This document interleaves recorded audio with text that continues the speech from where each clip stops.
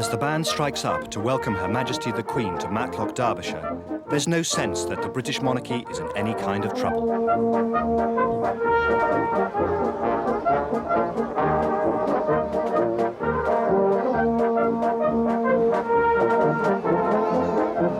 Her Majesty is still cheered wherever she goes, emphasising the remarkable survival of the monarchy in Britain, while most other nations have either lost their kings and queens or made them insignificant.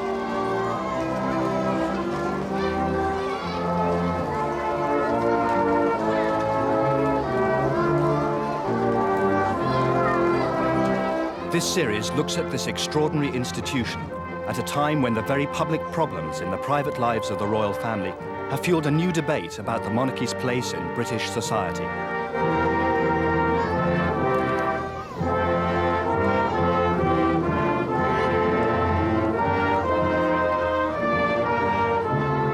But whatever its difficulties today, history shows that the monarchy has managed to survive greater crises in the past. If you go back to the 18th century, and the royal brothers, the Prince Regent himself couldn't go out in the streets of London without fear of causing a riot and being hissed at and stoned, it can put the present situation in some kind of perspective. The Prince Regent, who became King George IV, brought the already declining reputation of the British monarchy to an all-time low through his greed, extravagance, and chaotic private life. In 1821, his estranged wife, Queen Caroline, was physically barred from attending his coronation. And on his death, 9 years later, The Times wrote, "There was never an individual less regretted by his fellow creatures than this deceased king."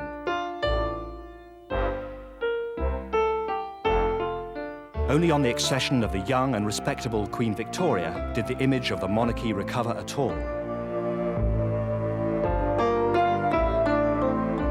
Following her marriage to Prince Albert, the carefully cultivated image of the Queen, surrounded by an adoring family, greatly enhanced the popularity of the monarchy.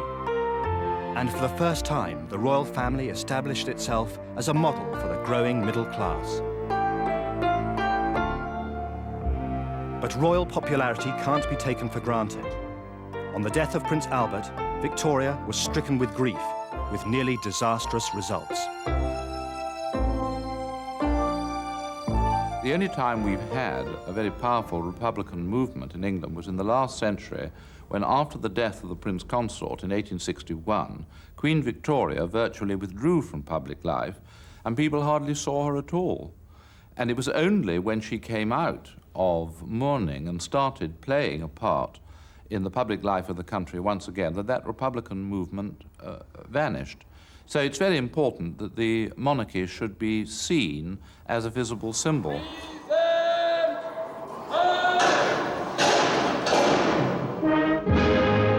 In her old age, Victoria was to acquire a new symbolic importance as the patriotic focus of the nation and a mother figure of a great empire. At the very end of her reign, in the late 1880s and in the 1890s, she was encouraged and persuaded to appear in public, often as the focal point of grand pageants like the Golden Jubilee and the Diamond Jubilee.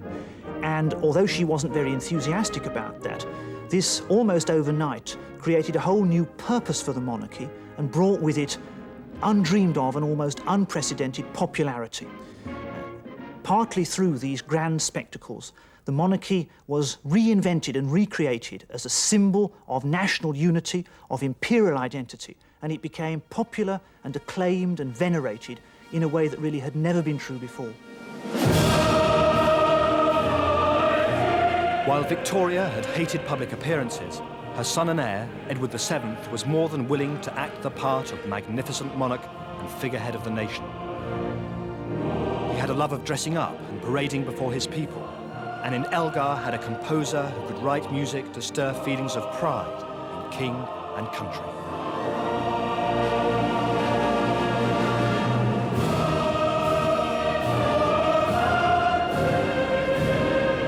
This was the high point of the Grand Monarchy.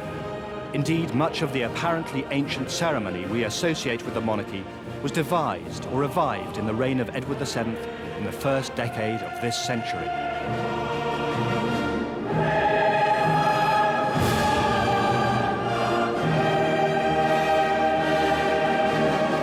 Queen Victoria had scarcely ever attended the state opening of Parliament. Edward VII commissioned a new coach and turned it into the great occasion it is today, the only opportunity, apart from the coronation, that the Queen has to act the sovereign and wear the crown and full state regalia.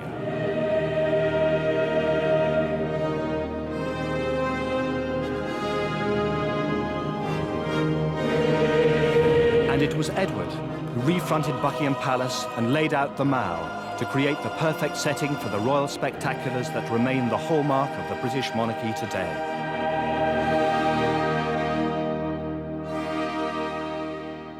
The most magnificent state pageant in which Edward took part was his own funeral in 1911, which he had planned in detail himself. For the first time in British history, the monarch lay in state in Westminster Hall as 250,000 of his subjects filed past. George V was now king. He presided over Edward's funeral, the last great gathering of the family of European royalty, of which the British monarchy, with its German origins, was an important branch. But in the First World War, these foreign connections threatened the popularity of the royal family, so the king decided to change the family name from Saxe-Coburg-Gotha to something more British. There was a great deal of xenophobia, anti-German feeling, and the king decided that he would lay to rest any suspicion that the royal family was German. And it was Lord Stamfordham, the king's private secretary, who came up with Windsor. It was a brilliant suggestion. I suppose the profile of Windsor Castle is the best known in the whole of the United Kingdom. This identified the king with something very old and very English and very lasting. Not everybody approved of the change. There was one old Austrian nobleman who said that monarchy really had deteriorated when it changed the name of a dynasty because of a mere war. The Great War was to see the old European order swept away. George's uncle, the Kaiser of Germany, was deposed, and his cousin, Tsar Nicholas of Russia, executed by revolutionaries. In fact, the fall of the other great European monarchies greatly enhanced the position of the new House of Windsor. Britain was the only nation which kept a kind of great power imperial monarchy, almost by accident. And so, as the 20th century unfolded, the British monarchy became an essential part of Britain's sense of self-identity and self-esteem, this unique institution unrivaled by any other nation in the world. And almost until our own time, the delight, the pride in possessing this unique imperial monarchy has precluded any serious thought about reorganising the monarchy, let alone abolishing it.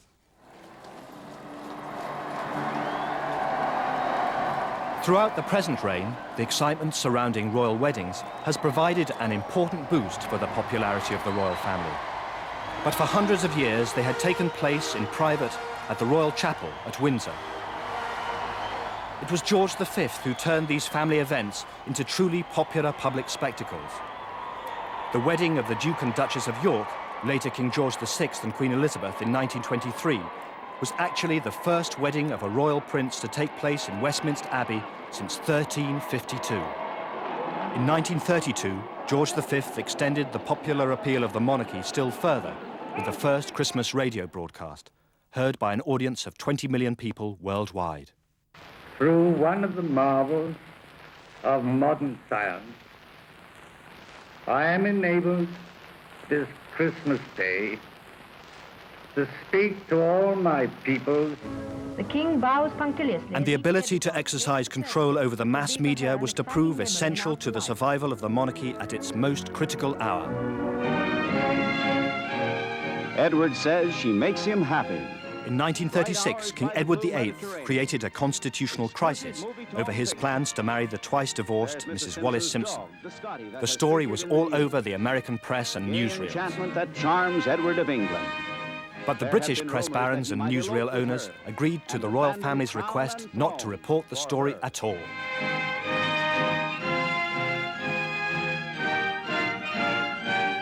The British press was so tamed by the establishment and by the press proprietors, that not a word of this reached the British public until everything was virtually settled and George VI and Queen Elizabeth were just about to take over. The crisis was over, everything was done. Today, inconceivable, but in those days, I think the tame British press was a vital part of the British monarchy. In his new queen, King George VI had someone whose popular touch has proved vital in sustaining the monarchy for over 60 years. The Queen Mother is really almost the best communicator of all the royal family, and for some years now, so she can be seen at her best, and she's one of these people who really realizes that you have to look good for the people who turn out to see you. And she very cleverly has in her car spotlights that shine directly onto her face. She leans slightly forward in the car, and then people get a perfect image of her. His Majesty King George VI and Queen As a new queen, Elizabeth willingly opened the doors for the press and newsreels, which in the aftermath of the abdication literally doubled their output of royal stories. And it is in this role The emphasis was once again on the family. that we bring them to you now, in the most charming and natural pictures ever taken of our royal family. In wartime, Queen Elizabeth had no hesitation in calling in the cameras to ensure the royal family was seen sharing the suffering of the people. And the knowledge that their king and queen are among them has greatly heartened the people. After the war, because of her father's ill health, Princess Elizabeth increasingly assumed the public responsibilities of the monarchy. One reign has ended, a reign begins. At London Airport... Her own accession to the throne in 1952 was to set in motion the most dramatic transformation of the public face of the monarchy through the medium of television. At St. James's Palace, the Coronation Commission assembles for its first meeting. But at first, the establishment opposed the idea of broadcasting the coronation ceremony live on television. It was the Duke of Norfolk who saw its potential. Such great occasions. Well, the Duke of Norfolk was very forward-thinking, and a lot of people thought he was rather stuffy, but in fact that wasn't so at all. And he had this big responsibility of organising the coronation, and I think he felt that if it was televised live, then it would be seen by the whole country, and this could do nothing but good for the monarchy. I mean, there'd been this mystique about the monarchy, but why shouldn't everyone see the coronation? I think that was his attitude. And for the first time in history, through the medium of television, the ancient and noble rite of a coronation service will be witnessed by millions of Her Majesty's subjects. Now, the Archbishop turns to the west side of the theatre, looking down the full length of the Abbey. Wherefore, all you who are come this day to do your homage and service, are you willing to do the same?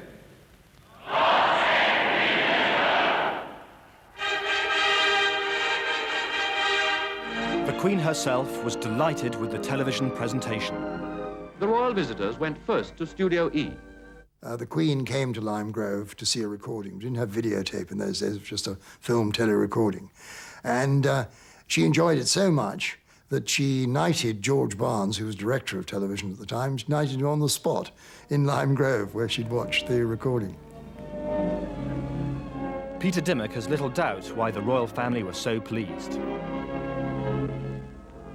Well, fairly soon after the coronation, when I was talking to Prince Philip about television, I said that I thought the coronation broadcast had ensured the future of the monarchy for at least 30 years. And I think he agreed with me, because he then took on a lot of projects himself and became very interested in television. But the awe-inspiring effect of the coronation had begun to wear off by the 1960s. On Sunday, Her Majesty was 37 and newsworthy as ever, even when doing nothing in particular. Was described by ITN as celebrating quietly her birthday with her family at Windsor Castle. But how do you celebrate your own birthday noisily?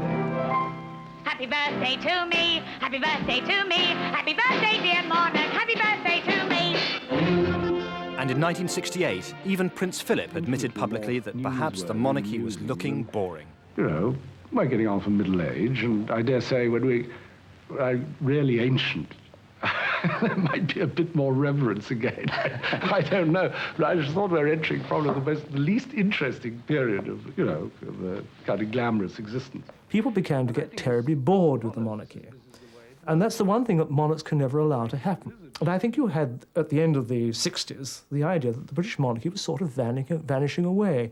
Even the Daily Telegraph said the British monarchy will not be abolished in a revolution, but it could fade away in one great collective yawn. Once again, the monarchy was ready to respond, authorising the enormously successful film Royal Family. We'll see if this is strong enough to... Get off. I wanted to say. The significant thing about that film was that no one had ever seen the royal family in a kind of natural way like any other family. I mean, they weren't like any other ordinary family, of course, but they were human beings, at least, like the rest of us. And I think that caused a great identification with the royal family, greater than had happened at any time before. I think the key to the success of the modern monarchy is their ability to be both just like us and not like us, to be both very extraordinary and quite ordinary, banal even. I think their ordinariness comes very much from them being a family. But if you take the royal wedding of 1981 between Charles and Di, that was also an extraordinary event. It was named typically a fairy tale romance. And I think it's that constant tension between ordinariness and extraordinariness that is so beguiling about the modern monarchy. But it was perhaps this overwhelming success that sowed the seeds of the present difficulties, setting in motion the evolution of the royal family from solid respectability into soap opera. Once you'd actually admitted that the royal family were ordinary human beings with ordinary wants, lusts, hates, problems, difficulties, and all the other things, once you'd admitted that, you couldn't go back. And I think we've been lumbered, or the royal family's been lumbered with us ever since. I think it was a sort of pact with the devil that they agreed to. Even before her marriage, Diana Spencer excited frenzied behaviour from the press. And after the wedding, the excitement surrounding her every action led in the summer of 1982 to the publication of an infamous photograph. A pair of journalists crawled for several miles through tropical jungle to get their blurred shot of the pregnant princess. James Whittaker, then of the Daily Star, was the man responsible. I don't think that the royal family, I've never believed this, have the right to say, well done, we've enjoyed you covering this official visit or that particular opening or that unveiling ceremony. Now please go away until we choose to have you back. Time and again, the Queen and the Prince and Princess of Wales have called in the editors, have tried to explain to them, have asked them to lay off, to just cool it. And they've had no luck on any occasion. You know, the editors have been invited individually to have lunch with the Prince and Princess, and they've gobbled up their organic vegetables and gone away and done exactly the same as they've been doing before. I don't know how you solve the problem. James Whittaker is of the view that while the palace may not like the press, they do depend on it. I can assure you that there's only one thing worse for the royals, and the Queen actually has been heard to say this, one thing worse than being harassed, and that is being ignored. They dislike that more. Television, too, once largely loyal, now offers an image of royalty that is uncomfortably like the caricature of the early 19th century, and it's claimed this only reflects a change in public attitudes. I mean, the amount of caricature you could do of the royal family and of the royal family in the 16th century was pretty minimal. And I think with Spitting Image, we had to be very careful. We didn't have the Queen Mum on the first show. I mean, I wanted the Queen Mum on the first show, and the producer said, no way. And I think that you do it with really the consent of the reader or the viewer. Gradually, you can do more. There must be some truth in the satire that you're doing, a little bit of truth in the satire. And I think that you can't just make things up because you think you will. You have to go along with your audience. More disturbing for the palace, perhaps, is the change in the stories of royalty that the public seems to want from mainstream news programmes.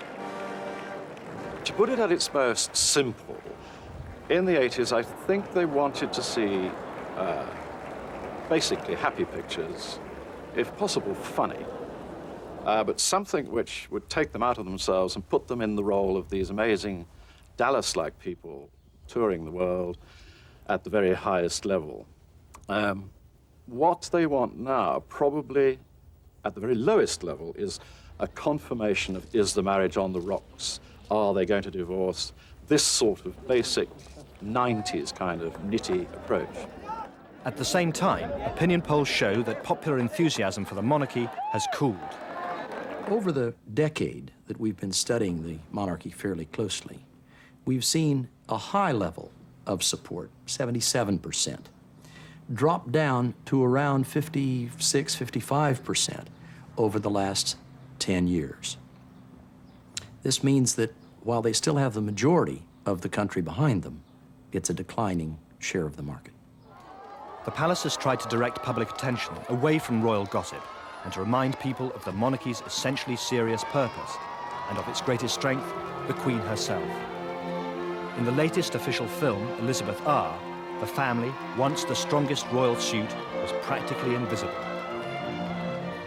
I think the point of focusing on the Queen was, and I've not been told this, I kind of have to deduce it, was that it was the job of the monarchy that wasn't really understood. What's the monarchy for? Why do we have a monarchy? People had seen in the earlier film the family as a family, but what's the job? And I think it was the political constitutional role that people felt was, the people in the palace felt that was the one that wasn't really as well understood and explained. The film was a great success, attracting an audience of 18 million. But 3 weeks after its first showing came the sudden announcement of the separation of the Duke and Duchess of York. And worse was to follow. In June, the royal image was further damaged by allegations made about problems in the marriage of the Prince and Princess of Wales.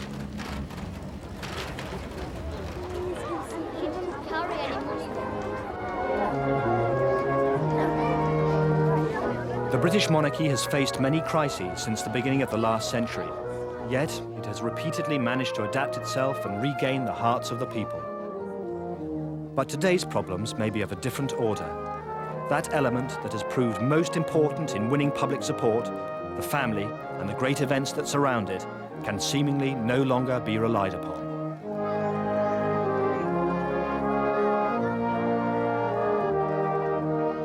In the last decade or so, we have seen all of that literally unravel before our very eyes. Nobody now believes that the monarchy is a happy family anymore, and if you don't have a happy family, and if weddings end up in the divorce court soon after, why do you want grand weddings either? So in a sense, that whole basis of the 20th century British monarchy seems to be at risk at the present time. And that has generated a newly intense amount of discussion about what kind of monarchy we have got and what kind of monarchy we ought to have. And those questions are only going to become more insistent as the remainder of the 20th century unfolds. As public support fades, one problem that will increasingly beset the monarchy in the years ahead will be how to preserve its role as the focus of unity for the nation, a representative of all the people, at the same time as being the epitome of rank and privilege.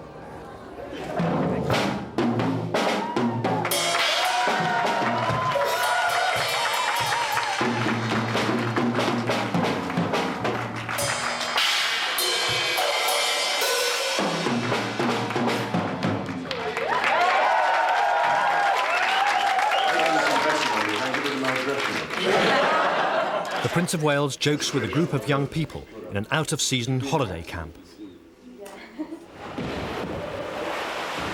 This is the Haven Camp in Caistor-on-Sea, Norfolk, in March this year.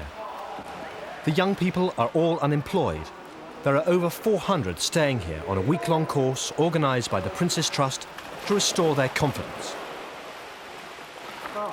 Right, Dean, one of the points I want to and to develop their job-hunting skills. Very well indeed was maintaining good eye contact with me. Yep.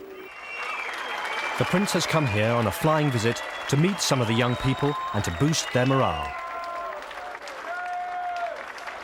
But I just pray that this sort of experience and the sort of encouragement you may have received will enable you to face very often what may be a difficult future with a bit more confidence and a bit more hope. And all I can say is look after yourselves and the very best of luck. The The contrast between the position of the prince and that of the youngsters he is addressing could not be more stark. And it goes to the heart of a central problem for the monarchy today. What sort of relationship should it, the embodiment of class, have to a society which is supposedly becoming increasingly classless? On the one hand, the monarchy stands for national unity above all class divisions and vested interests. On the other, the monarchy is the supreme embodiment of privilege, of inherited wealth, of hierarchy and of inequality. And it's resolving that paradox that is one of the fundamental problems of the modern monarchy. The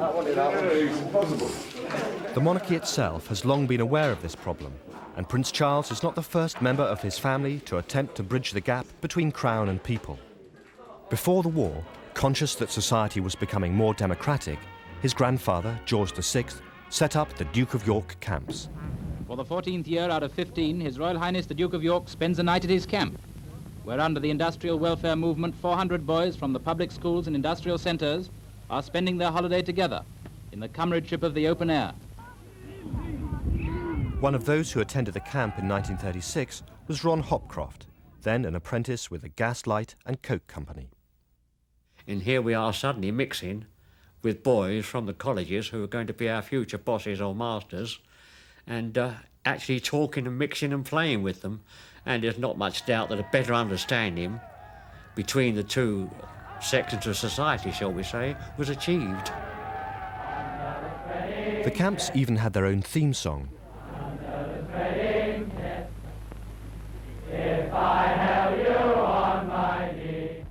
The Duke of York enjoyed taking part in the sing-songs, although he didn't share all aspects of camp life. Yes, in the centre of the layout of the camp, there were two semi-marquees which were never used, and when the Duke of York came on the Wednesday, we suddenly realised that they were for him, you see.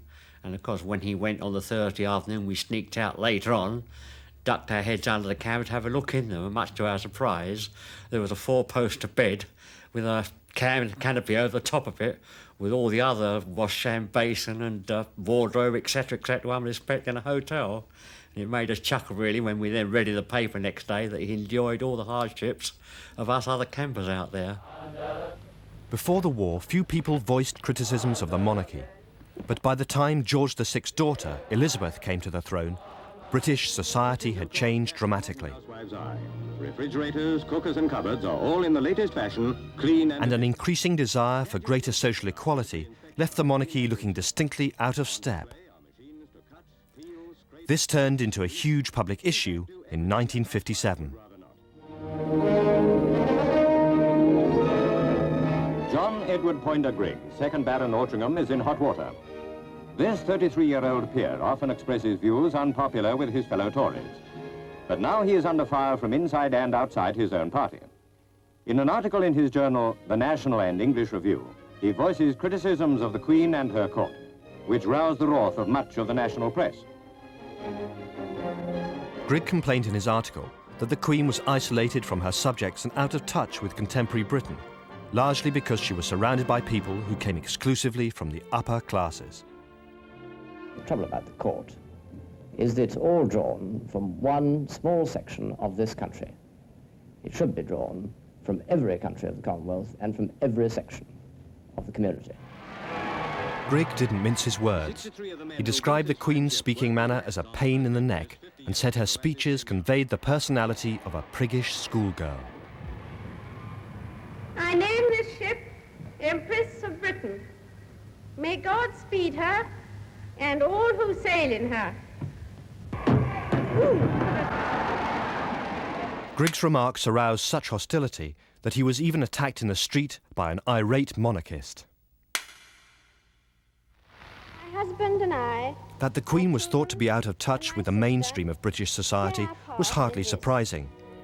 She and her sister Margaret never went to school because their father couldn't conceive of them mixing with ordinary children.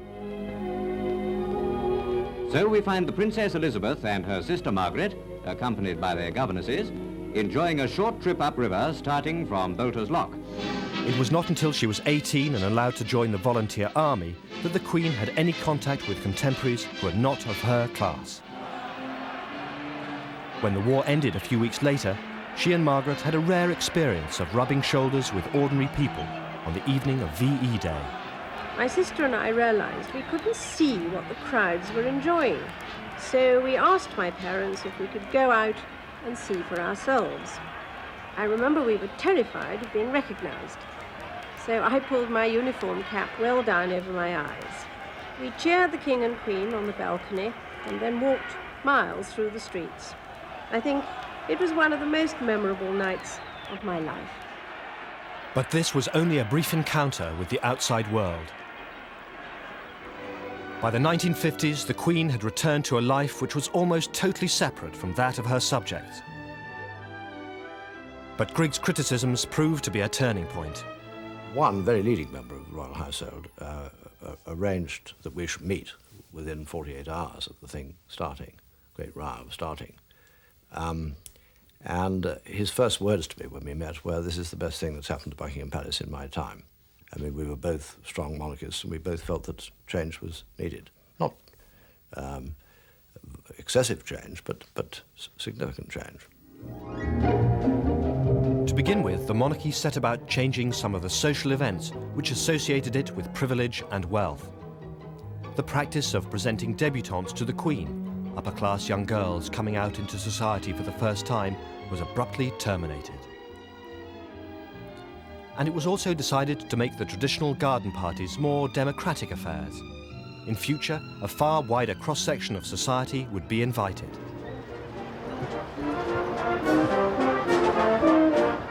Today, 3 garden parties are held at Buckingham Palace every summer, and over 8,000 people attend each one.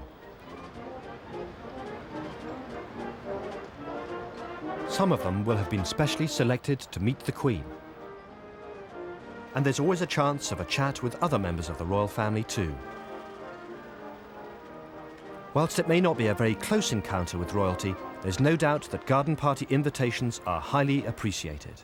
Well, I think it's an honour, you know, to go to the palace in the first place.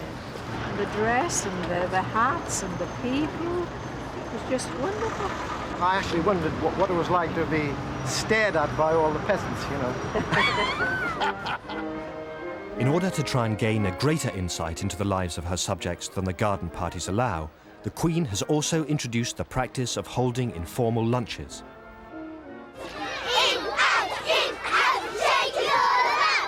Joy Pinder, head teacher of Starbank Primary School in Birmingham, is one of those who have been invited to lunch at the palace.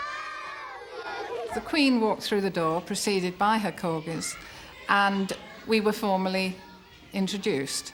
She went down the line that had gathered, and the Duke followed her. Once he had passed, I began to relax, but almost immediately the Queen was walking back to speak to P.D. James and I, who P.D. James was another guest on that occasion. What does that mean? We talked about teaching children to write, and the Queen wanted to know whether children were still asked to write with their right hand.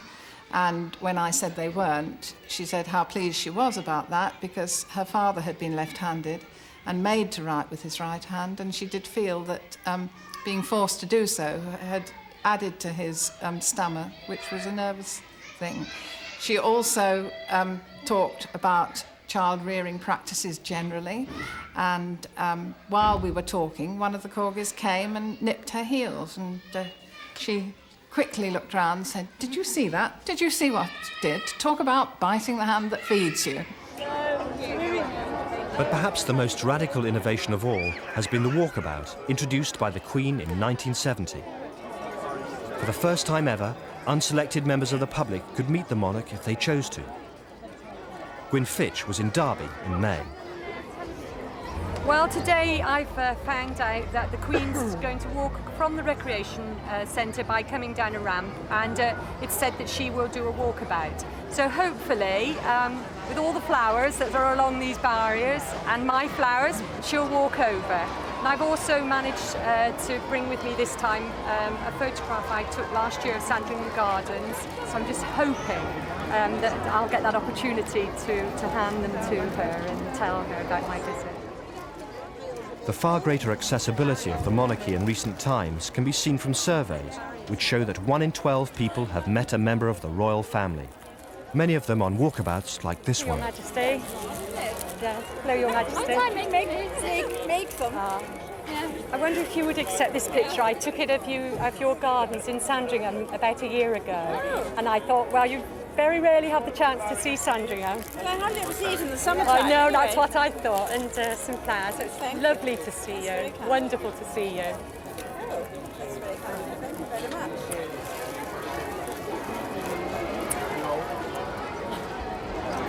Your Majesty, delighted to see you.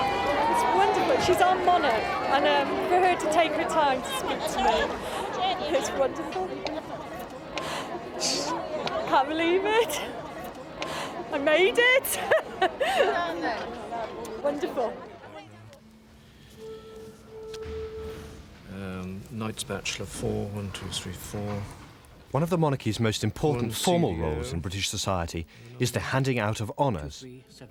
Historically, the sovereign granted all the honours. Today, the vast majority are decided not by the Queen, but by the Prime Minister. 12, 16, 20. However, the Queen remains the symbolic fount of all honour, and some of the orders, including that of the Garter, are still in her personal gift. The highest honours in the country, the Order of Merit, the Garter, the Thistle, the Orders of Chivalry, those are awarded by the Queen, and she has a pervasive influence throughout that whole world of honours reward. Ken Toon, the retired miners' leader from Derbyshire, was at the palace in May to receive an MBE for his services to the coal mining industry. Recipients of the lower orders wait while the country's future knights receive their instruction. Some, the stool will be there. If you want to receive the accolade, the way that I recommend you go down, stop behind it as I am here, take the handrail in your right hand, your left foot on the left side, and just go down on the right knee. So you stop, and it's 1, 2, 3. Very nice and easy and quite comfortable. At last, it's the turn of the MBEs. The Lord Chamberlain will read out your name. Please, without labouring the point, would you listen for it? And would you act on it? And using your surname as the cue, continue along the red carpet until you're nice and central in front of the Queen. Stop, turn to face her. Ladies, a little curtsy.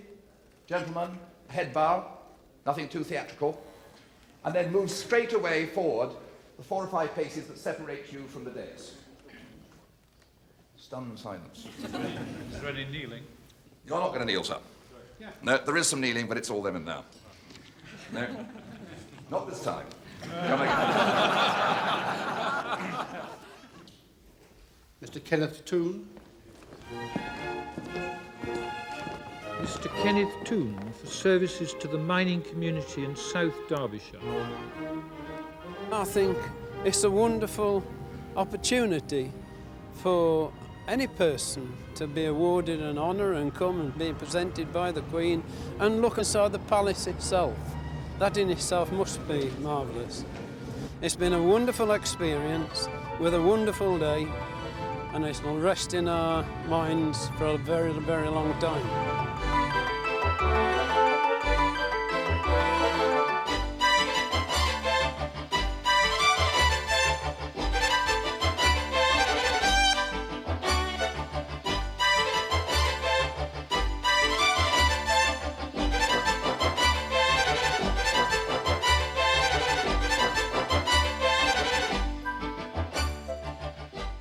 "14 investitures are held every year, and over 2,000 people annually receive decorations.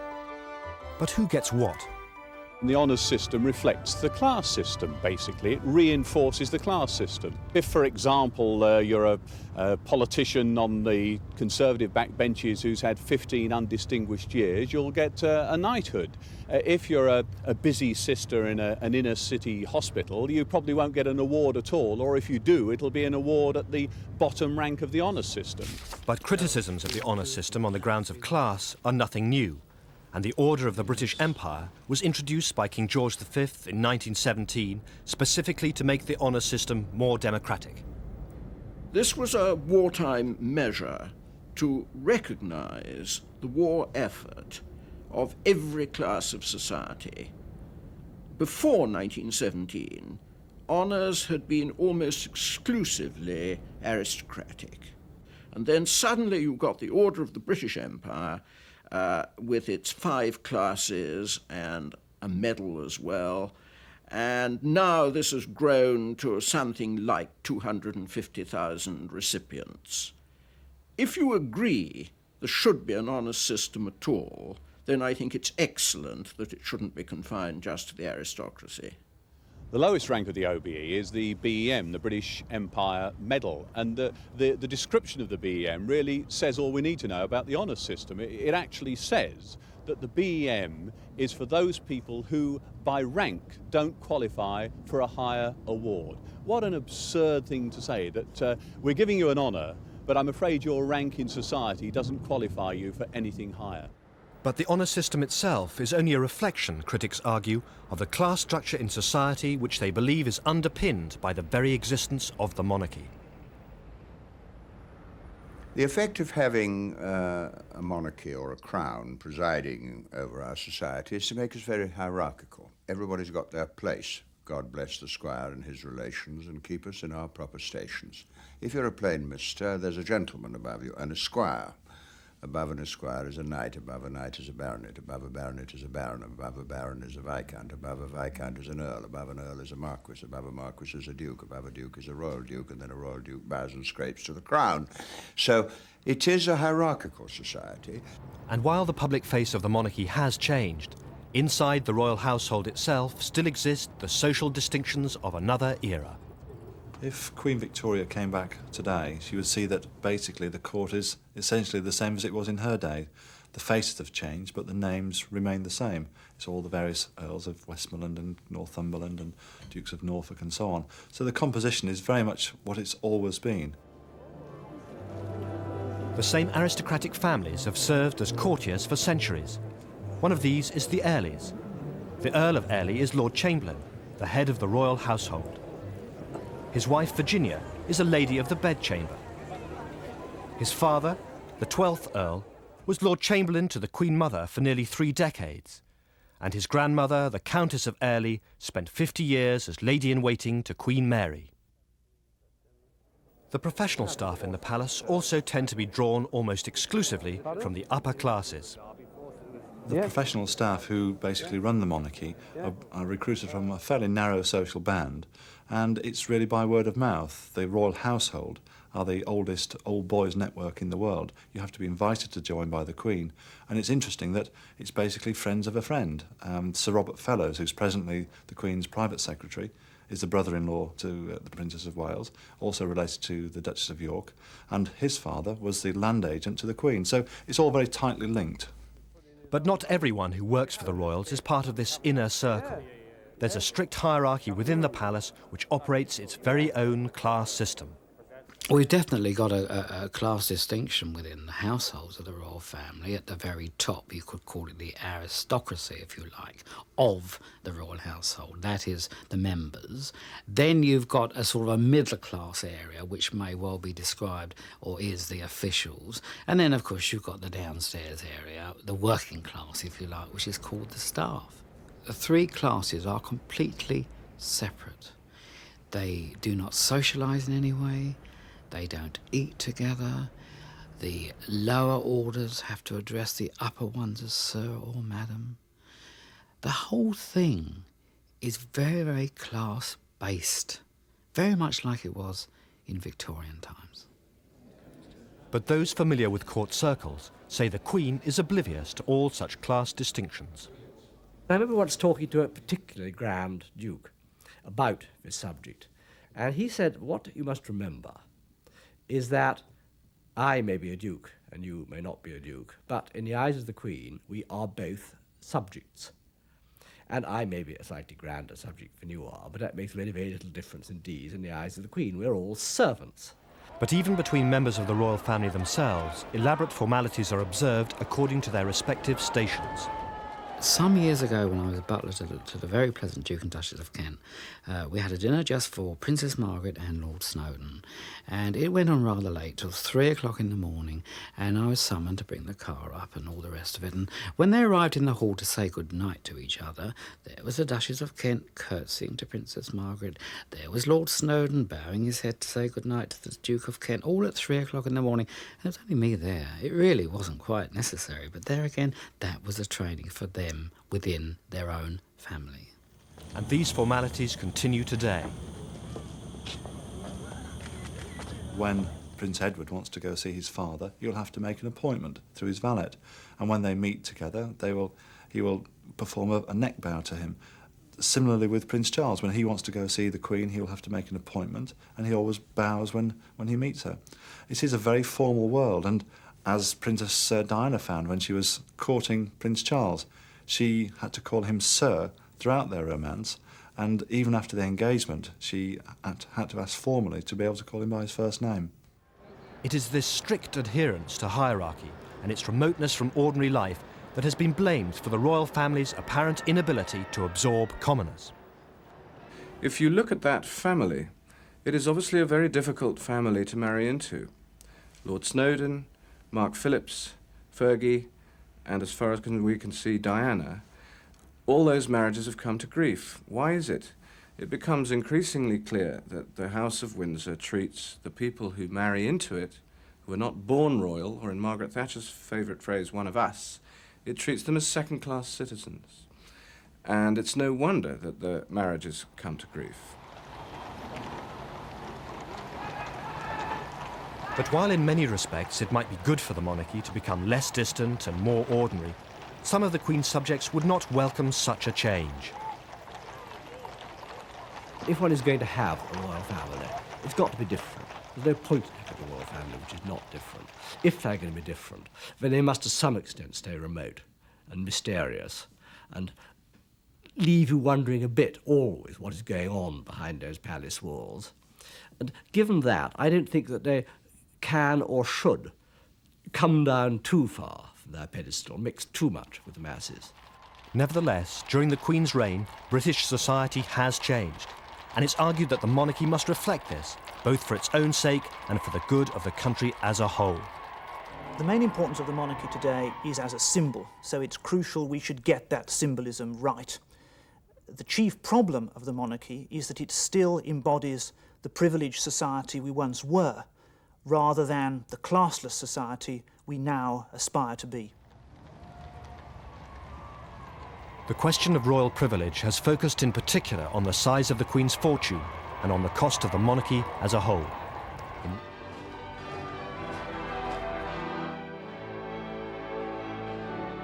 This is the day on which, by tradition, the sovereign distributes alms to the poor. The purses used in the service are red and white, like the Tudor originals. The red ones contain £5.50 in cash, while the white ones contain the specially minted Maundy coins. The Royal Maundy service is one of the rare occasions on which the Queen actually handles money, and one of the few times when royalty is seen giving money away. The subject of money has developed into one of the most contentious issues surrounding the British monarchy today. A recent opinion poll carried out by Mori showed that 3/4 of the population think that the royal family should not receive as much money as it does. And almost half went further still, saying that the royal family is an expensive luxury the country cannot afford. So just what is the true cost of the British monarchy, and how harmful are arguments about money likely to be for the House of Windsor? To fulfil her duties as head of state, the Queen receives a payment from the government every January, known as the Civil List. This is to cover the cost of staff salaries and other expenses involved in running the royal household. The Civil List was traditionally fixed at the beginning of a monarch's reign and had to last for the duration. Until 20 years ago, it had never exceeded £500,000. But in 1969, the Duke of Edinburgh complained on an American television programme that the monarchy was in financial trouble. We had a small yacht which we had to sell, and I shall probably have to give up polo fairly soon, things like that.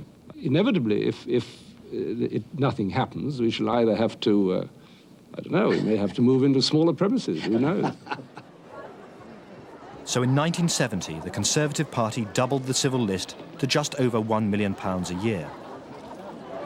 Then, in 1975, to keep up with inflation, the Wilson government index-linked the civil list to go up every year in line with prices. But the palace never liked this arrangement, as it led to critical headlines every spring when the increase was announced. So in 1990, almost unnoticed, Mrs. Thatcher agreed a new deal. The Queen's civil list would jump from £5 million to nearly £8 million a year, and this would be fixed for the next 10 years. It was a tremendous palace coup. It's exactly what they wanted. I mean, the Queen and her courtiers have been lobbying Downing Street for several years for this, because they were sick of this continual criticism which the Crown faced every spring.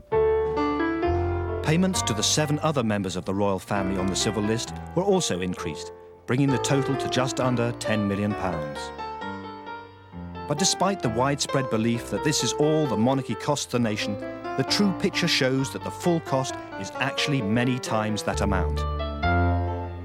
The civil list used to pay for nearly all the costs of the monarchy, but over this century, particularly since the war, a lot of charges have been transferred from the civil list and are now met by government departments. This has been done very, very quietly indeed. An early example of this process came in 1953, when the Ministry of Defence took on the running of the Royal Yacht Britannia, together with the Queen's flight. Britannia has a crew of 270 and is the second largest yacht in the world. It costs over £9 million a year to run. When Britannia was built, Parliament was told that the justification for the cost was that it could be used as a hospital ship in time of war. In fact, Britannia has never gone to war. In the Falklands War in 1982, we were told it couldn't go to the South Atlantic because it used the wrong type of fuel. This was quite untrue, because HMS Hermes, the flagship, used identically the same sort of fuel and fought there with no difficulty at all. The Queen's flight was recently upgraded at a cost of £40 million. It now consists of 3 BAE 146 jets and 2 Westland helicopters. They have their own special air traffic control lanes, known as Purple Airways, to keep them well away from other traffic. The cost to the taxpayer, £6.7 million a year. Then there's the Royal Train. Not a train as such, but 12 different carriages that can be used in any combination. The Department of Transport took over its running costs in 1960. Today they amount to around £2.3 million a year. Other costs which have been transferred from the civil list to various government departments include royal visits abroad and state visits to this country. But the upkeep of the palaces and other royal residences is the biggest bill of all. They cost the Department of the Environment £25.5 million a year.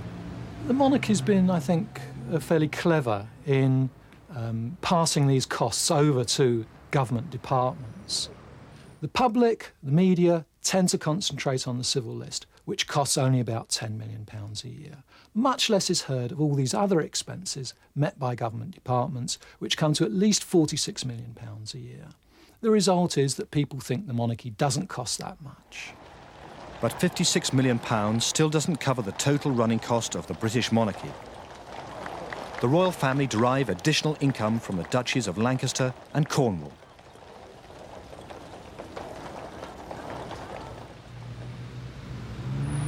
The Duchy of Lancaster consists of valuable land in central London, including the site of the Savoy Hotel, and 52,000 acres of farmland in the Midlands and the North. The Queen earns £3 million a year from these lands. This money is known as her privy purse, and it goes towards personal expenses, such as the upkeep of her private homes at Sandringham and Balmoral, her clothes, and her charity subscriptions. By tradition, the revenues from the Duchy of Cornwall go to the heir to the throne, and last year they topped £3 million for the first time. The high level of public concern about the cost of the monarchy is fueled by the fact that the Queen is already believed to be the richest person in the country. Both Forbes and Fortune magazine, usually recognised as reliable authorities on the very wealthy, rank her 5th in the world and estimate her fortune at between £5 and £7 billion.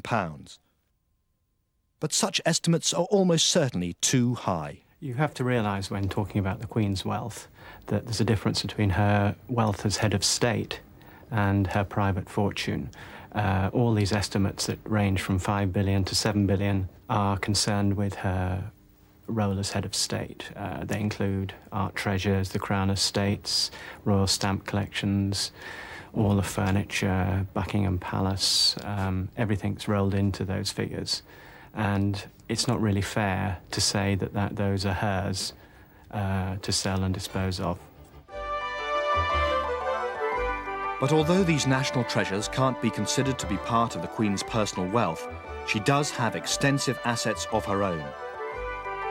Her estate at Sandringham in Norfolk is her personal property and is valued at around £75 million. Balmoral Castle and grounds would probably fetch another £40 million. She also has stables at West Ilsey in Berkshire and racehorses worth several million. And her personal jewellery collection has been valued at around £40 million. But it's extremely hard to ascertain the full extent of the Queen's personal fortune because of the secrecy surrounding it. Historian James Rusbridger, for example, has tried to find out how much the Queen inherited from her father, King George VI. Everyone's will is public property, and copies of all wills come here to Somerset House, where they can be inspected by anyone. The only exceptions are wills of the royal family.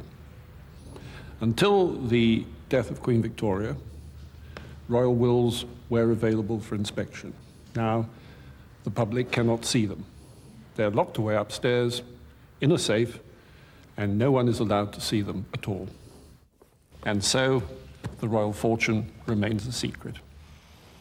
And it's the same story with the Queen's investments. If you want to know the details of people's shareholdings in British companies, you come here to Companies House in London, where they're all available for public inspection. But with one exception, the Queen's. When the Companies Act of 1976 was passed, a special clause was inserted, which gave the Queen the right not to disclose her shareholdings for public viewing. And thus we see another example of how the secrecy surrounding the Queen's wealth prevents the public from knowing about it. In 1971, a House of Commons Select Committee was set up specifically to examine the royal finances. But even they couldn't get to the bottom of the matter. Although it was a very high-powered, powerful committee with the Chancellor of the Exchequer in the chair and Harold Wilson, an ex-Prime Minister, one of the members of it, and Privy Councillors, all kinds of high-powered people, the monarchy virtually thumbed its nose at it, saying, "To hell with you, we're not telling you anything." The most the Queen would say, through her spokesman Lord Cobbold, was that estimates which at that time put her wealth at between £50 and £100 million were grossly exaggerated. Using this statement as a starting point, it's possible to estimate the Queen's worth today. Let's assume she had £30 million 20 years ago. If you look at the way the stock markets have performed in the last 25 years, you'll be talking about a figure at least £500 million for an equity portfolio today. Add in her personal estates, her personal art treasures, her jewellery, her racehorses, you're talking about a figure probably around £1 billion. On this estimate, the Queen is by no means the richest person in the country. She actually ranks 16th on the list. Nevertheless, hers is a huge fortune, and it's been built up surprisingly recently. When Queen Victoria came to the throne, she inherited a massive debt of £50,000, equivalent in today's prices to £2.5 million. In the early years of Queen Victoria's reign, the monarchy was looked down on by many of the richest members of the aristocracy because, by comparison, it was actually very poor. There were inherited debts from the Hanoverians, and when Victoria married Albert, she simply married a poor and rather obscure German princeling. So the monarchy in the 1830s, 40s and 50s was hard up. And in the light of that undeniable fact, the exponential growth of the royal fortune over the last 100 years is not just remarkable, it's quite unprecedented. It was Prince Albert who laid the foundations of the royal fortune. He pursued household economies with relentless efficiency. At Windsor, for example, he allowed no visitor, however august and however spacious his bedroom, to have more than 2 candles to light his chamber. His economies paid off. Income from the duchies of Lancaster and Cornwall increased considerably. In 1852, the royal couple were able to buy Balmoral with the savings they had made. The purchase of Sandringham followed soon after. But it was after Albert's death that the growth of the royal fortune really took off. During the 1860s and 1870s, after Albert had died, Victoria stopped appearing in public, stopped doing the kind of public ceremonial functions associated with the monarchy. She was paid a considerable civil list, in part to finance those public appearances, which she was now no longer making. And it was widely believed that as a result of that, she saved the money and put it towards her own private fortune, thereby making, in fact, a personal wealth out of public funds. But the single most important factor in the creation of a great royal fortune has been the monarch's gradual exemption from all forms of tax. The Queen doesn't pay any tax at all. This really is the key to the whole fortune, her tax position. She pays no income tax, no capital gains tax, no death duties, no inheritance taxes of one sort or another. And that means that her equity portfolio, say worth £500 million at a conservative estimate today, will grow at £50 million a year without too much trouble. This tax-free status is relatively recent. Both Queen Victoria and her son, Edward VII, paid their tax like everyone else. But when George V came to the throne in 1910, income tax on the civil list was ended. Then, in the 1930s, the King made a secret deal with the Chancellor to stop paying tax on his Duchy of Lancaster revenue. And George VI made another secret arrangement in the 1950s to relieve him from paying taxes on his private income. So in 40 years, the sovereign went from paying all taxes to paying none.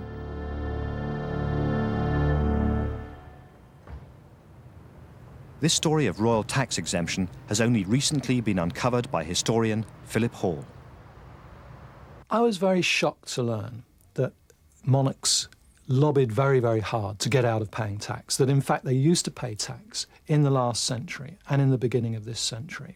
And if you look at the correspondence between Buckingham Palace and government and the Treasury, it shows that they really were pleading all the time that they were hard up, they couldn't meet their expenses, and that this terrible tax burden had to be taken away from them. Otherwise, there would be sort of financial catastrophe. The subject of tax generates more criticism of the monarchy than anything else. Opinion polls show that 80% of people believe that as a matter of principle, the Queen should pay it. And yet she seems unwilling to do so. Perhaps this is because, like previous generations, the royal family still feels insecure about money. For years, Prince Philip used to do the football coupons in the hope that he would win the jackpot. He used to go around telling people, at least I'll have some money. The Queen, on one occasion, was going to Windsor Castle. She passed by a greengrocer's shop in her Rolls Royce and saw the price of apples. She said to the chauffeur, "Tell chef to take them off the menu. They're far too expensive." I mean, they've got this very strange, ambivalent attitude to money. Of course, they don't carry it, so they don't really have much of an idea of what its value is or what its worth is. But the monarch's tax status is turning into a political issue. Last year, the Liberal Democrat MP, Simon Hughes, introduced a bill to make the Queen pay tax on her personal fortune. There was some support on the Tory side. There was much more support on the opposition benches. My plan now in the new Parliament, in a new session, is to introduce a similar bill again. And I hope that if I can manage to introduce it more early in a session, in this session, then it will get further, and we'll really be able to see how many people back it and how many people don't. Next year alone, it's estimated that the Queen will save around £20 million in tax. When this is added to the civil list and the £46 million spent by government departments, it brings the total cost of the monarchy to nearly £80 million a year. To its supporters, this is entirely justifiable. There are some arguments for a republic, and there are some arguments for a grand monarchy, but for a mean, parsimonious, cheese-paring, candle-end monarchy, there are no arguments whatsoever. In fact, Britain spends at least 10 times as much on its monarchy as any other country in Europe. The Spanish royal family, for example, with whom Charles and Diana have spent holidays, is modest by comparison.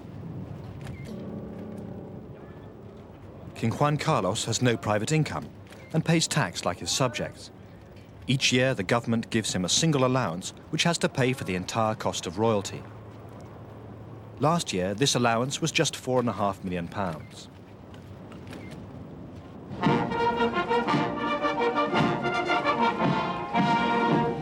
However, the British monarchy has a much higher international profile than its Spanish equivalent, and it's widely believed that it acts as a tourist attraction and revenue earner.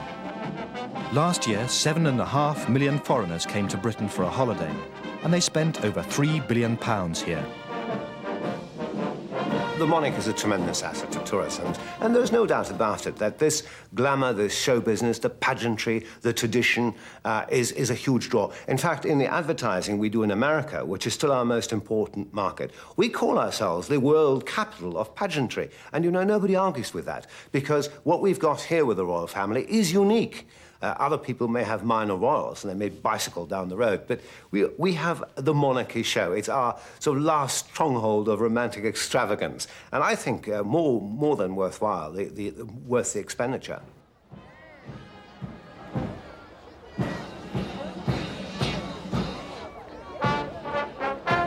But it's difficult to gather concrete evidence to support this view. While it's certainly true that visitors flock to Buckingham Palace and the changing of the guard once they're here, there's nothing to indicate that the monarchy influences their decision to come to Britain in the first place. The London Tourist Board carries out periodic surveys to find out what attracts tourists to London. In 1975, just 1% mentioned royalty or the Queen. And when they repeated the question in 1990, no one mentioned it at all. And there are some who say that just as many tourists would come to Britain even if we didn't have a monarchy. Certainly we get a lot of tourists, but we don't need a living monarchy to promote tourism. Other countries have tourists, for instance France, where they go to see the Palace of Versailles, and they haven't got living royalty.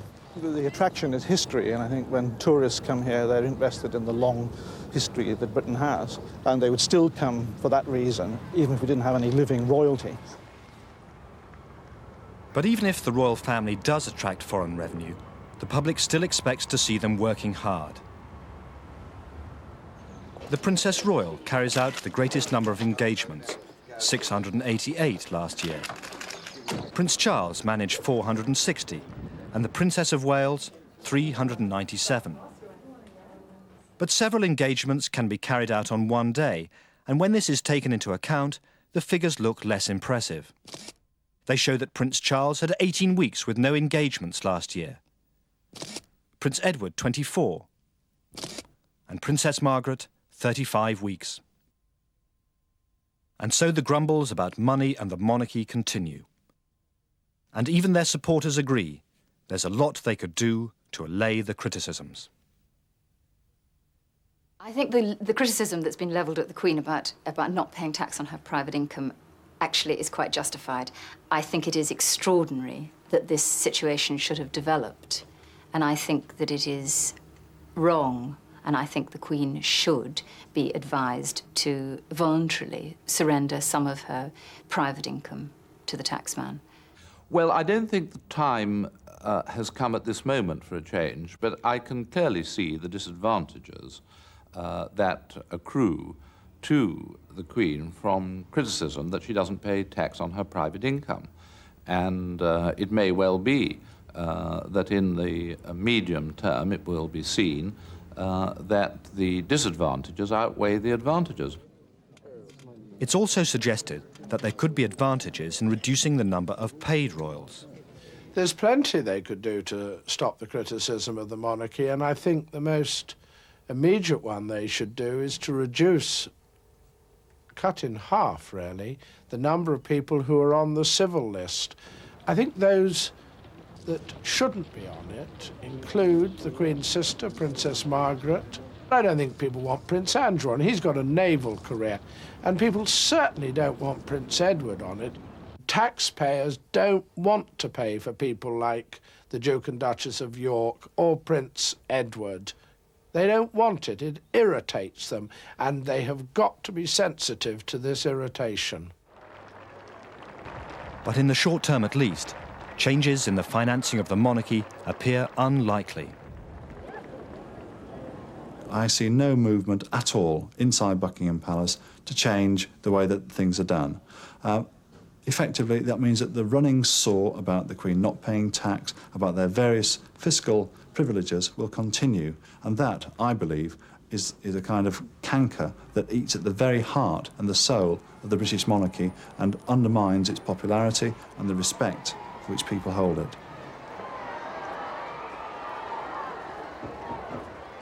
In the end, it is the politicians who grant the monarchy its privileged financial status. The annual state opening of Parliament is a magnificent royal event. But it's not just a glittering show. Beyond the diamonds and gold, red velvet and ermine, the entire ritual symbolises the role of the monarch at the apex of the British political system. A system of government that has not changed in its fundamentals for hundreds of years.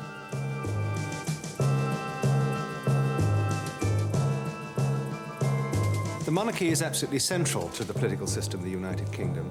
And this means, for example, we're largely the last ancien regime state, the last truly medieval outfit in full working order anywhere in the advanced world. Most of our institutions were formed in the Middle Ages, and you could argue that the genetic code, the DNA of any institution, is formed, obviously, when it comes into being, and you get mutations around the edges thereafter, but it's still recognizably the same. And as we're ancient and settled, have been on this particular political patch for a very long time with roughly the same borders, with very few breaks of any kind, that we are still on medieval DNA. Most people today tend to assume that despite the trappings, the political role of the monarchy is wholly symbolic, long since stripped of any real significance. In fact, the monarchy continues to have a great impact on the character of British politics, and the Queen herself still plays the pivotal role in the political system. Parliament itself has its origins in the court of the English kings of the Middle Ages.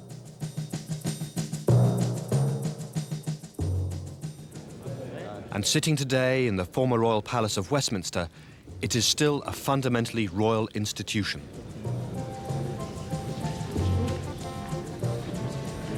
Madam Speaker, the Queen requires the attendance of this honourable House immediately in the House of Peers. The symbol of the sovereign's authority, the mace, rests on the table between Her Majesty's government and Her Majesty's opposition, and all bills must receive royal assent before they become law.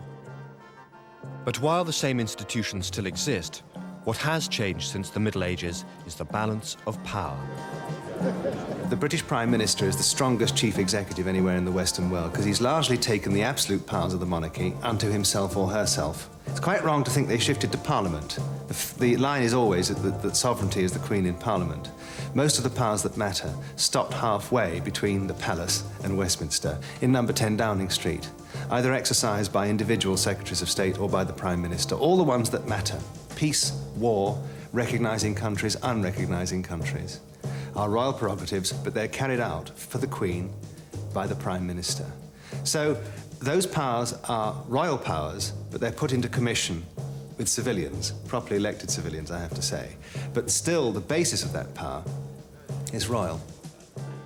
And while the Queen no longer has the absolute powers of her forebears, she still plays a central role in the system and retains two of the most important powers in the political life of the country: the power to dissolve Parliament and the power to appoint the Prime Minister.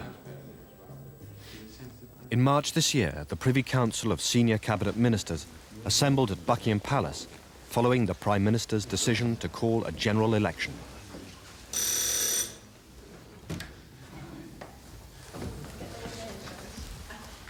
The Queen's power to dissolve Parliament is the most important surviving power under the prerogative.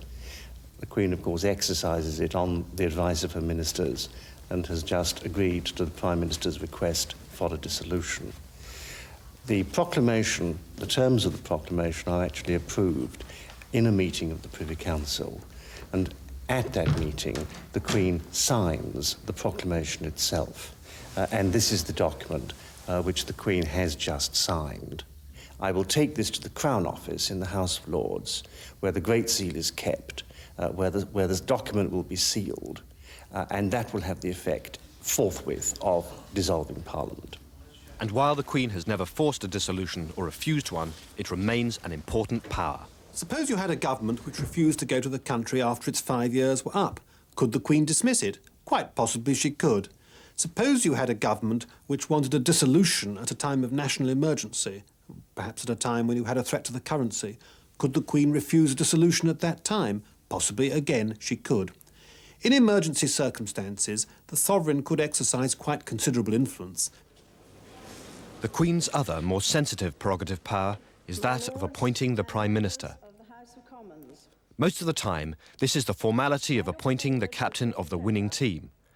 But when she does have to exercise her powers, she risks being drawn into a political controversy. In 1963, Harold Macmillan, the Prime Minister, had to retire because of ill health. Very graciously, the Queen came to the hospital to consult with Mr. Macmillan on the appointment of his successor.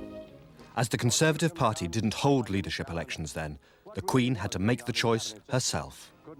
Rab Butler was the strongest candidate. But on Macmillan's advice, the Queen chose an outsider, Lord Hume. Lord Hume accepted Her Majesty's invitation. He was now on his way to number 10 as Prime Minister, an office few people until recently ever thought would be his. Now, Alec Douglas Hume was a very controversial choice. There were 3 other candidates, including R.A. Butler, whom many thought should have been chosen. However, it wasn't for the Queen to intervene in the internal processes of the Conservative Party. It wasn't for her to question the way these processes had worked out. Had she done so, that would have been controversial, and possibly even unconstitutional. Nevertheless, the palace was caused some embarrassment. And mercifully for the Queen, and I'm sure to her great relief, the Conservatives made sure that she was never so embarrassed again, because that was the last time any of their leaders emerged. They've resorted to, for them, a novel device called votes, to choose their leaders subsequently. But the Queen still faces the risk of involvement in a dangerous political controversy if there is no clear result in a general election. Following the general election in February 1974, although the Tory Prime Minister Ted Heath had fewer MPs than the Labour Party, he did not resign and spent 4 days trying to organise a coalition with the Liberals. Well, we obviously talked about the situation which has arisen as a result of the general election. And the Queen has been attacked for the role she played. And no commitments were entered into. The Queen said to Ted Heath, the Conservative Prime Minister, if you can form a government, I'm prepared to accept it. So despite the fact that that Tory government had been defeated by the people at a general election, the Queen was quite prepared to give the Tories another run. It was only because the Liberals couldn't get their act together with the Tories that Harold Wilson then was able to form a minority Labour government. Now that is real power. So don't let anybody tell me that the Queen doesn't have political power. She does. But this account of the Queen's role is disputed. The Queen remained entirely passive in 1974. There was no question of calling anyone to the palace. Edward Heath remained Prime Minister, and until he resigned, there was no vacancy. But the Queen made no decisions herself. She allowed the politicians to sort things out and then just registered the decision. And that, on the whole, is how the monarchy works in the modern constitutional system of Britain. But it's clear that situations like this put the Queen in a difficult position. In March this year, all the polls pointed to another hung parliament, and so procedures for protecting the Queen were put into operation. The files were retrieved from the last time this had happened in February 1974. All the precedents were brought into place, and the three party political leaders were called in for little private chats and told how they must conduct themselves. Now, essentially, this fixing was done by three people, none of whom has ever been elected to anything. They're called the Golden Triangle for short, and they are the Queen's Principal Private Secretary, Sir Robert Fellows, the Prime Minister's Principal Private Secretary, Andrew Turnbull, and the Cabinet Secretary, Sir Robin Butler. We've won tonight a magnificent victory. A victory that many people... So it was all ready to go, and I think to their considerable relief, however, they didn't actually have to try it this time, to try and do the fixing, because there's always the nagging worry at the back of their minds that it will go wrong because there are so many possible combinations. It only has to go wrong once, and the monarchy is seen to be politicised. Legislation will be introduced to... The Queen's unique position in the Constitution places her above the law and gives her the right to influence acts of Parliament that may affect her. To improve further the law... Every time a piece of legislation is proposed to go through Parliament, it is looked at by people on behalf of the Queen to make sure that the Crown's historic interests are not altered. Queen's staff, the household, are very zealous in her service. They're very anxious to protect her interests, and sometimes they put up a very tough battle with a government department about some provision in a bill which they feel is not appropriate in relation to the Queen. For example, while the royal household used to be subject to the laws on racial discrimination, it was made exempt under the 1976 Race Relations Act. It would have happened because the palace would have made some objection about being subjected to the procedures laid down by the Race Relations Act, industrial tribunals and the activities of the Race Relations Commission and so on. But why is the Queen exempt from the laws that bind everyone else in the country? Well, the courts are the Queen's courts, and the Queen, the sovereign, the Crown, is the source and symbol of justice in our system. Since that is the formal position, it seems right that that legislation should not be passed, which would have the effect, as it were, of creating a possibility of the Crown being taken to court. Action will be taken to combat crime. The monarch's position in Britain's unwritten constitution is further protected by the rule which prevents MPs from examining such matters as royal employment practices or the Queen's finances. In the United Kingdom, and we can't ask questions either on a weekly basis, as we do to the Prime Minister, or through a select committee. That was tried, and the household said, we are not going to answer. There was no way of making them answer on behalf of the Crown. If the monarchy can be criticised in the House of Commons, if the personality of the monarch can be attacked, then inevitably that would call sooner or later for the monarch to be able to reply to those attacks. And one then gets the argy-bargy going on, and inevitably sooner or later a spokesman for the monarch saying this and a spokesman for the other side saying that. I don't think that would be at all useful in our constitutional life.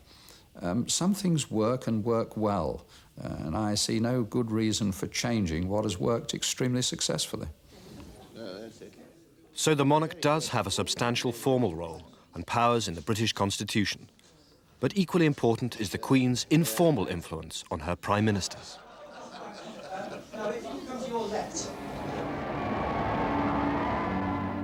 It has always been Sir Winston's habit, when Prime Minister, to have an audience of the Queen on Tuesday night at Buckingham Palace. When the Queen and the Prime Minister are in London, they meet every Tuesday evening for a consultation on government policy, and it's there that a wise sovereign can exercise a very considerable degree of influence. After all, the present Queen has known 9 Prime Ministers, from Winston Churchill to John Major. The trouble is we can't really estimate how much influence the sovereign exerts, because of necessity this influence must remain secret. It's part of the essence of constitutional monarchy that the sovereign's political views must remain absolutely private. So it's not until the archives are opened in perhaps 30 or 50 years' time that we will know what influence the present Queen has exerted. I've worked for a succession of Prime Ministers who have enormously valued the what they get from their weekly audience with the Queen in terms of very penetrating and shrewd questioning and expressions of judgment and view. Harold Wilson was one Prime Minister who laid particular stress on the importance of his relationship with his sovereign. It is perfectly clear that Wilson attached, one might almost say, inordinate importance to his relationship with the Queen.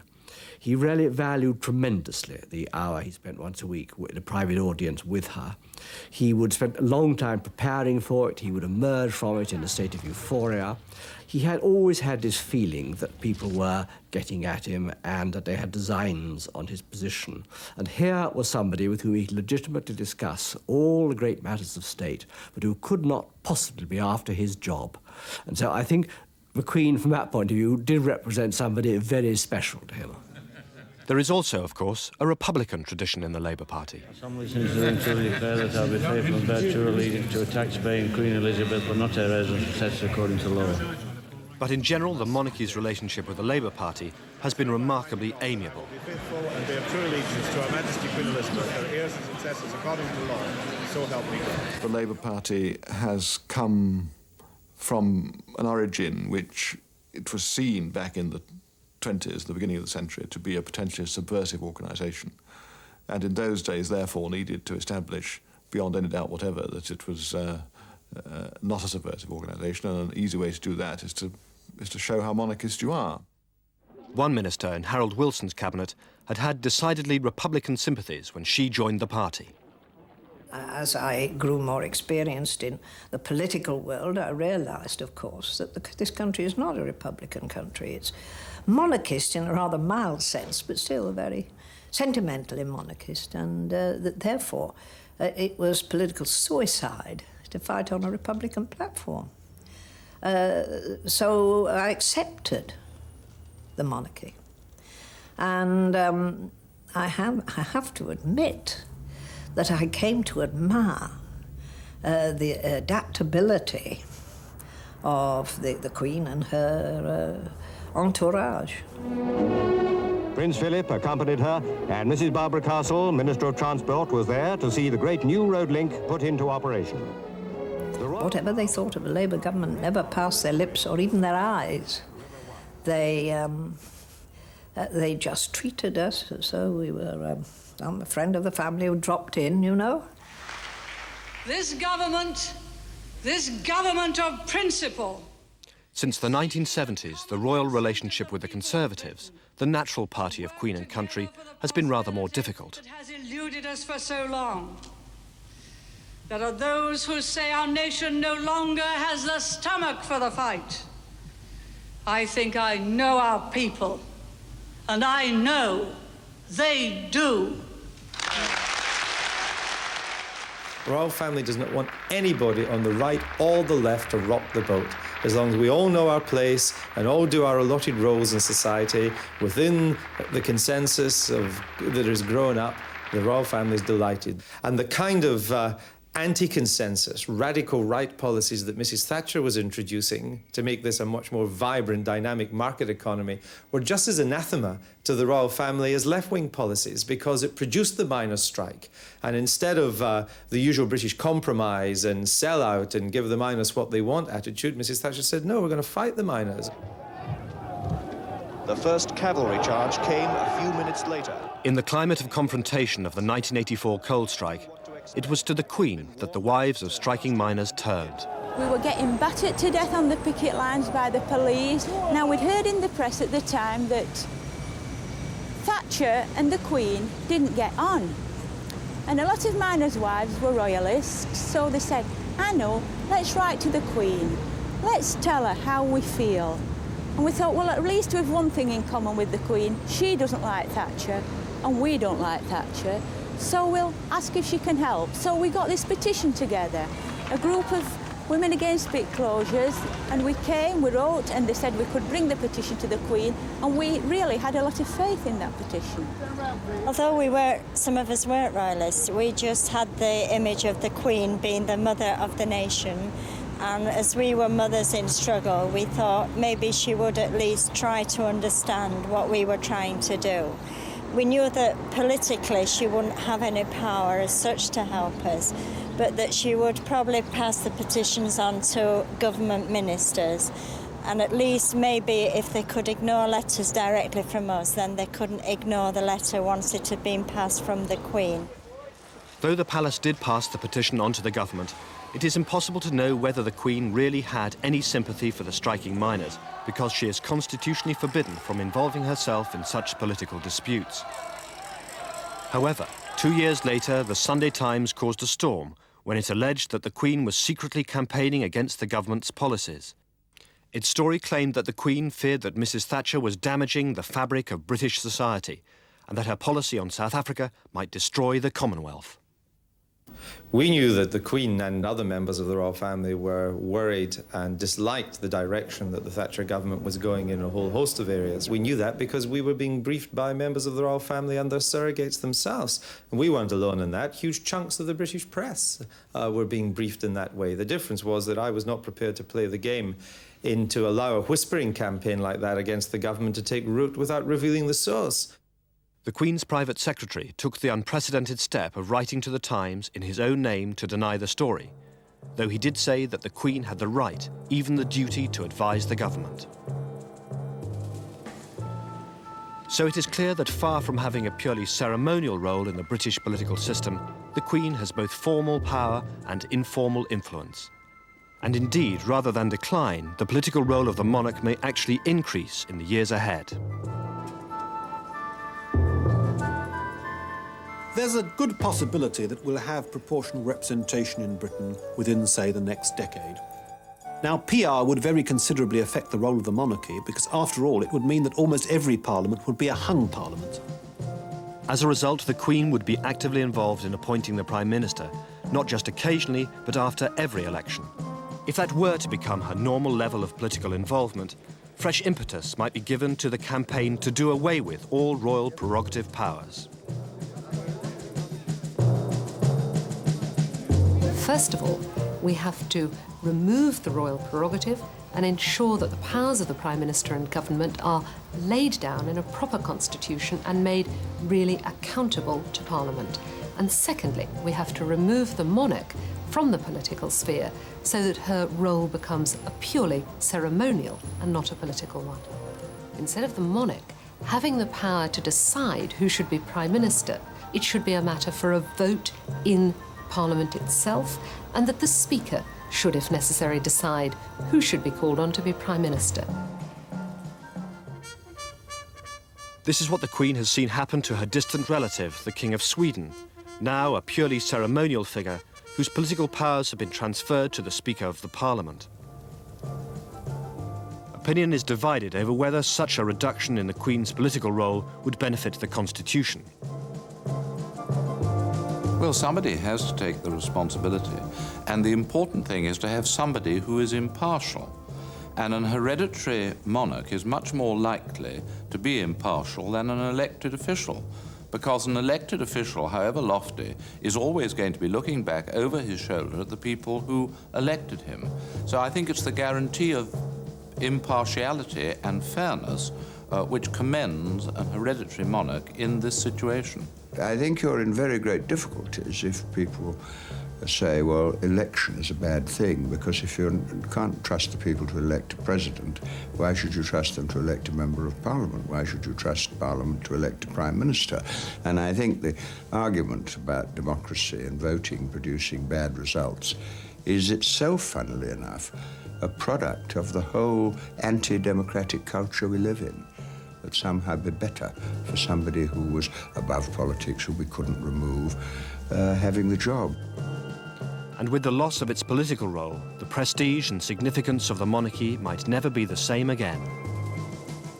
I think if the Queen lost any constitutional role and was just a kind of decorative function, I think the monarchy would still go on, but I think it would be much less of a force in uniting the country. I think it would be like the nobility. The dukes and earls, you know, they're there and they decorate the countryside and they have palaces and all the rest of it, but they don't really matter to us because they don't have any particular function in government.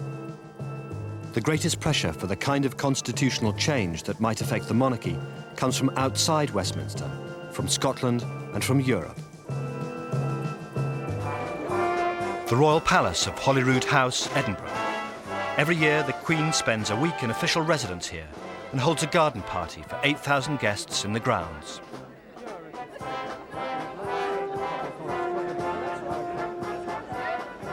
Whilst in Scotland, her Guard of Honour is provided by the Royal Company of Archers, amateur soldiers drawn from the Scottish gentry. The Queen's presence in Scotland is a very significant part of her role, for the Queen is the head of a united kingdom of diverse nations, each with their own culture. The monarchy, in many ways, has been the cement that binds the union together. I think there's been a problem in Britain about creating a national British identity, given the power of English national identity, and that the monarchy has played a crucial role in maintaining the union by presenting itself as a mirror in which the other parts of the United Kingdom can see themselves reflected, so that even although they may feel alienated from the British state, the English state as a state, they can feel themselves committed and loyal to the monarch, who is not an English monarch, but is a reflection of their local identity. It's not simply that the monarchy helps the union also helps the monarchy. It's a stronger monarchy, a more important one. It is perceived overseas as more significant because of the strongly welded structure of the United Kingdom. And I think this is particularly true in the 1990s, when in the rest of Europe, national identity crises are the norm rather than something unusual. This role in welding the union together has never been clearer than in the investiture of the Prince of Wales in 1969, at a time of growing Welsh nationalism. The first English Prince of Wales was created by Edward I in 1301, after a violent conquest. In 1969, the approach was more subtle. Before his investiture, Prince Charles spent a term at the University of Wales in Aberystwyth. Edward Millward taught him Welsh. He believes the prince fully understood the underlying purpose of the investiture. I'm sure that he knew that the impetus for his visit to Aberystwyth and for the investiture came from the political establishment in London in an effort to slow down the growth, if not to stop the growth of Welsh nationalism, and to strengthen the hold of the monarchy and to strengthen the union as between Wales and England as well.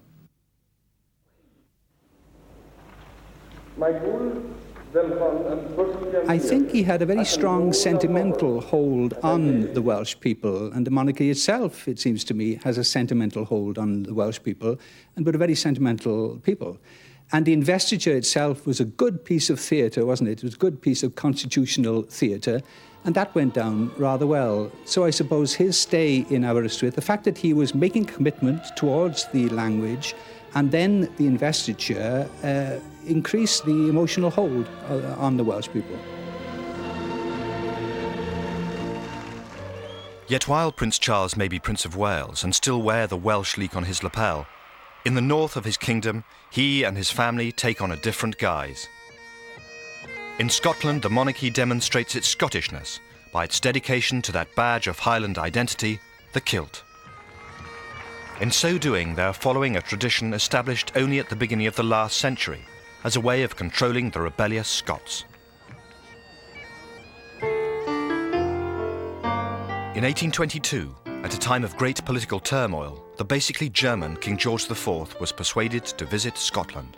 There hadn't been a monarch visiting Scotland since 1651, and the years up to 1820 were years of political strikes, industrialization, urbanization. It was a very nervous establishment. There had been what the government said was an insurrection in 1820 called the Radical War at the time. So what the government needed to do was to give some alternative identity, to give some other focus of loyalty, which really didn't exist. The king became that focus, not least because he agreed to wear a kilt, the dress of the rebellious Highlanders. What we have to do is to envisage George IV. He weighs 20 or 22 stone. So this is a very, very large kilt he has round him. But it's in the Royal Stuart tartan, which is very surprising, because after all, he is the grandnephew of Cumberland, Butcher Cumberland, who had butchered the Highland troops at Culloden in 1746. Underneath it all, he's got a pair of flesh-coloured tights, perhaps the largest tights Scotland had ever seen up to this point. And it was truly a sensation. Edinburgh probably was a city with about 100,000 people at the time. It was estimated 300,000 came to see this 21-day visit. He gave permission to Walter Scott to dig out the Scottish crown jewels, the honours of Scotland, from their hiding place in Edinburgh Castle, and they were duly presented to him during his visit. It was an affirmation of the Scottishness as well as the Britishness of the monarchy, and it set a pattern which was followed by Queen Victoria and all subsequent monarchs.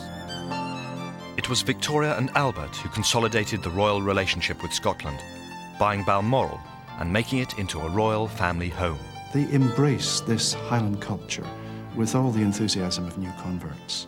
They decked out Balmoral, each room in it, usually red Stuart tartan on the floor, hunting tartan on the walls and the curtains, a whiter dress Stuart tartan for curtains. Lord Rosebery, one of those politicians who had to go the whole way up to Deeside, 600 miles by train, complained that the drawing room there was the ugliest room in the world. Every wall, every surface was decked out in tartan, designed by the Queen and Albert. It is argued that in fact the monarchy helps to disguise the unequal relationships between the partners in the Union. By providing a Scottish version of the monarch as head of state, Scotland's role within the Union is maintained as that of an equal partner rather than a subservient state. No matter how subservient the economics or the politics are, because the state is reflected in the monarch, then it is equal at that highest level of the state. And so what I think it's produced is an unrebellious identity within the Union, and that monarchy has been crucial to maintaining that status quo of the relationship of Scotland to the Union throughout the past 200 years. Edinburgh, Queen Elizabeth. But there have been moments when the monarchy has failed to keep up the appearance of treating Scotland equally. After her coronation in 1953, the Queen journeyed north to receive the honours of Scotland in a ceremony at St Giles Cathedral. For quite a while before we heard the cheering as her carriage came nearer and nearer, and then, you see, she came to the door and they heard the horses settling down, and presumably she was getting out of her coach, and then the door flung open and in she came. And that was, as far as I was concerned, was an anticlimax. I was in my Sunday best. I was in as good trim as she was. It was very disappointing. And this was the Queen making her first visit to Scotland. And she came to this special service in St Giles, and we expected her to come in her, rightly or wrongly, I expected her to come in her coronation robes. And I was shocked when she appeared in this simple, I don't know, bluey, grey-blue coat. And she looked so ordinary. I still think that she might have honoured the occasion as well as we did. The ancient crown of Scotland. To many people, the most jarring note was struck by the fact that the Queen was carrying a handbag.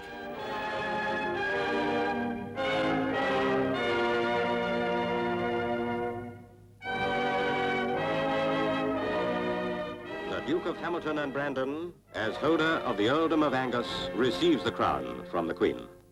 The Duke is reputed to have said, now this is only hearsay, that when he knelt down to hand her the honours of Scotland on a salver or whatever it was, her handbag swung out and nearly hit him on the face. So that was the story that went round. It was a good story. I think it was probably true. In the official painting commemorating the ceremony, the handbag is conspicuous by its absence. Her Majesty the Queen has further endeared herself to all her Scottish subjects. The irritation over this incident reflected a wider feeling that the monarchy basically saw itself as English.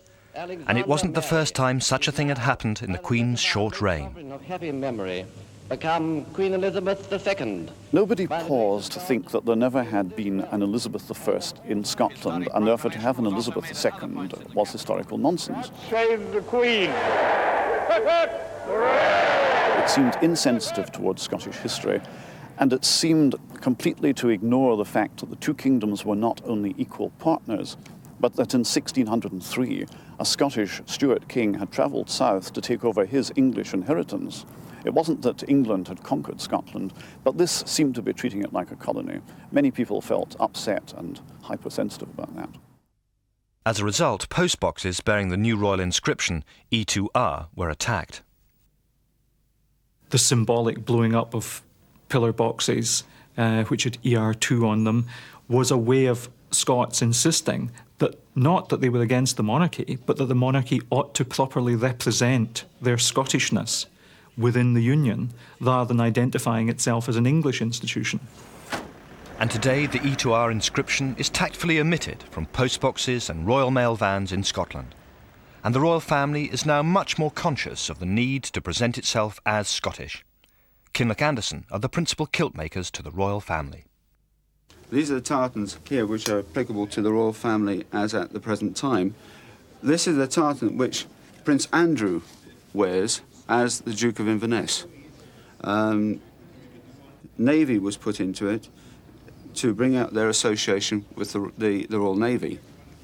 So that is why that is Navy in that one. A lot of people think that Prince Charles is Prince of Wales, who's also in Scotland, he's also the Lord of the Isles.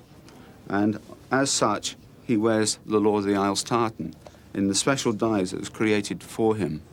So that is the Lord of the Isles tartan, and it's one of his favourites. And of course we come back to the most exclusive tartan. This is the royal tartan, the Balmoral tartan. This is the most exclusive tartan. It was designed by Prince Albert for Queen Victoria in 1853. It depicts the granite hills of Aberdeenshire. And even to this day, it's only the sovereign that can give permission for this to be worn.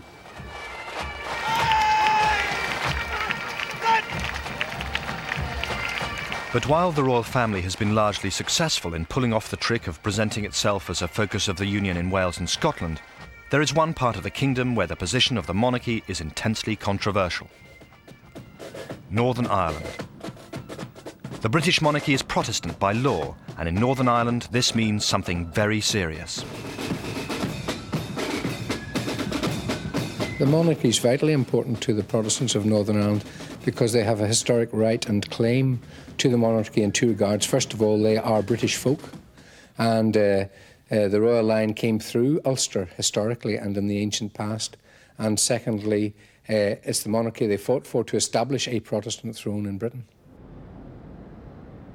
A monarch, King William III, William of Orange, established the Protestant ascendancy once and for all, and he has become one of its most important symbols.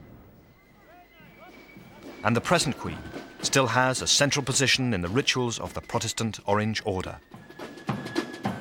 When you take your vows to become an Orange man, as part of the principle to become an Orange man, that you respect and show loyalty to the Queen and Constitution as far as the country is concerned. Also, at the beginning of our meeting and as part of our ritual, we always say, God bless the Queen, and we say prayers for the Queen and the members of the royal family. At the conclusion of all of our meetings or any sermons of any kind at all, we always sing the national anthem, which is God Save the Queen. This, it's argued, narrows the monarchy's appeal in the province. The problem for the monarchy has been is that it has, if you like, been commandeered by one side. It has been appropriated by the Protestant side, the Loyalist side. And the more extreme people on the Loyalist side have used the monarchy as a symbol against the Catholics. So what has happened is that the monarchy here isn't seen as a straight and neutral thing. It is seen by many Catholics as an anti-Catholic institution. In practice, in Northern Ireland, it actually divides people rather than unites people. fact, a very close relative of mine working in the shipyard. He had a picture of the royal family put on his locker. It wasn't put there to, as it were, give him some sort of uplift. It was put there in order to assert the fact that he was a Catholic and that he should be subjugated to the crown and subjugated to Unionist authority and to the Unionist political culture. However, in 1985, it's believed the monarchy played an important role in defusing Protestant anger at the Anglo-Irish Agreement. That you are negotiating the affairs and future of Northern Ireland with a foreign government. When Protestant protests against the agreement failed to have any effect, Unionist politicians launched a petition. The time had come we had to appeal to the Queen, and that we did. And we delivered many hundreds of thousands of signatures, I think it was over 500,000 if my memory serves me well, to Buckingham Palace. And the world saw that here was a people who hadn't lost faith in the Queen, certainly lost faith in the Queen's ministers, but not in the Queen herself. And you know, if we handed that cement at that time, Ulster could have gone into a civil war, the like of which Ireland had never witnessed before. But there was something held us together, and that was the fact that we had appealed to the Queen. Others take the view that British politicians use this devotion to the monarchy to keep the Protestant community in check. It certainly seems to be the case that ministers regard royalty as a weapon, if you like, in their armoury. For example, when the Anglo-Irish Agreement was signed back in 1985, Protestants felt very harassed, Protestants felt very worried about their British identity, and they thought that sovereignty was being eroded. As one of the arguments to counter that, what happened was that we suddenly had a great flood of royals visiting Northern Ireland every couple of months. And the message there was clear from that. It was to say, your sovereignty isn't threatened, and here we are showing you the royals to make this point and to try and reassure Unionists that everything was all right.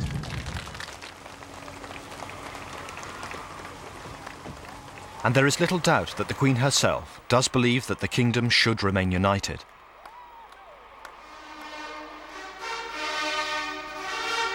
She made her views on this unusually plain in a speech in 1977 in response to a rising tide of nationalism in Scotland and in Wales. I can readily understand these aspirations. But I cannot forget that I was crowned Queen of the United Kingdom of Great Britain and Northern Ireland. The United Kingdom has remained intact, but in recent years there's been a resurgence of nationalism. In the last election, almost 3/4 of Scots voted for some kind of political autonomy, and this desire for some sort of independence might appear to exclude the monarchy. While the official national anthem may be God Save the Queen, it has been replaced in Wales with Land of My Fathers.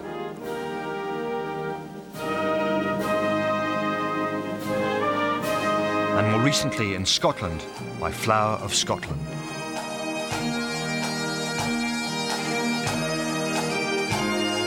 I think the important thing about Flower of Scotland is that it was the song which focused a Renaissance Scottish nationalism in the 70s and 80s.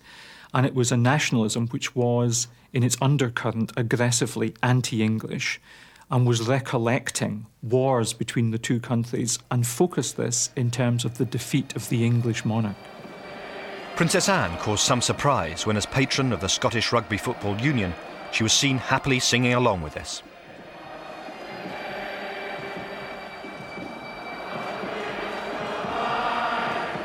And now, ironically, we have members of the royal family arriving in Scotland to sing this song, and therefore, in a sense, to assert the requirement that they themselves be sent back home.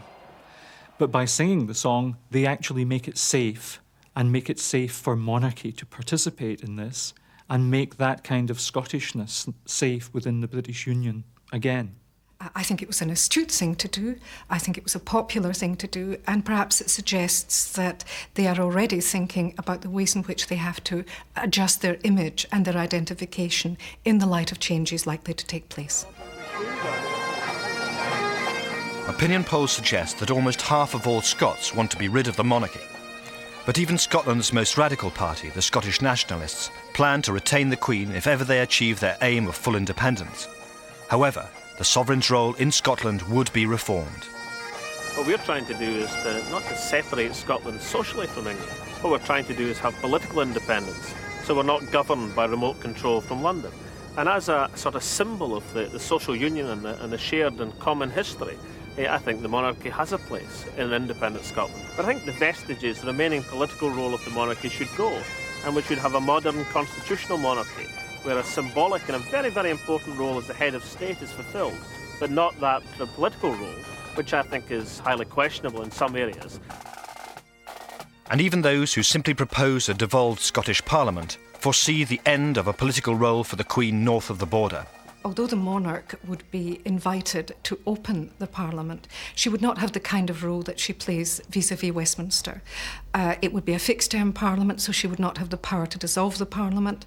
There would be no question of a Queen's speech. There would be a State of the Nation address by the Prime Minister, nor would there be the weekly consultations with the Prime Minister. All of these things, I think, would not be relevant in the Scottish context. It is left with a purely decorative role, and unless the monarchy decides that it will develop a different kind of role, I think it will be difficult to adjust to a situation where you have a weakened British state. It is the rise of Europe that is giving countries like Scotland the feeling that they can break away from the old union in favour of a wider one. And it is not only the weakening of the union which threatens to diminish the nation and the sovereign that embodies it. It is also possible that the shift of power to Europe could have a similar effect. In May, the Queen visited the European Parliament in Strasbourg for the first time. For many years, Mrs. Thatcher, fearful of a loss of sovereignty, had refused to allow such visits to take place.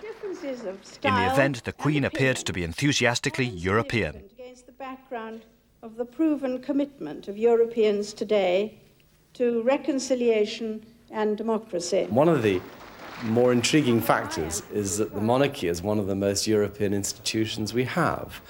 The European monarchies are very much intermarried, and therefore our own royal family has Dutch blood, German blood, Danish blood, Greek blood. I think it's important to recognise that Europe itself, as an institution, is not trying to threaten the monarchy. It isn't saying you cannot have a monarchy. It will inevitably change its role. But I suspect the monarchy recognises this and indeed will play a part in smoothing that transition process. Plus de 20 ans sont passés, et aujourd'hui que le Royaume-Uni But Eurosceptics regret royal enthusiasm for Europe. Dynamique. I must say I was surprised at what appeared to be the Queen's enthusiasm for the EEC. I would find it very strange to find a British Queen, the head of a nation, appearing to be enthusiastic about something which will make the nation, and perhaps herself, rather irrelevant. I think it's not a question of choice, it's a question of fact. If you have a real nation with real power and real authority, you need to have a presentational head that might be a queen or might be a president. But if the nation fades away, then the purpose of the monarchy simply fades away too.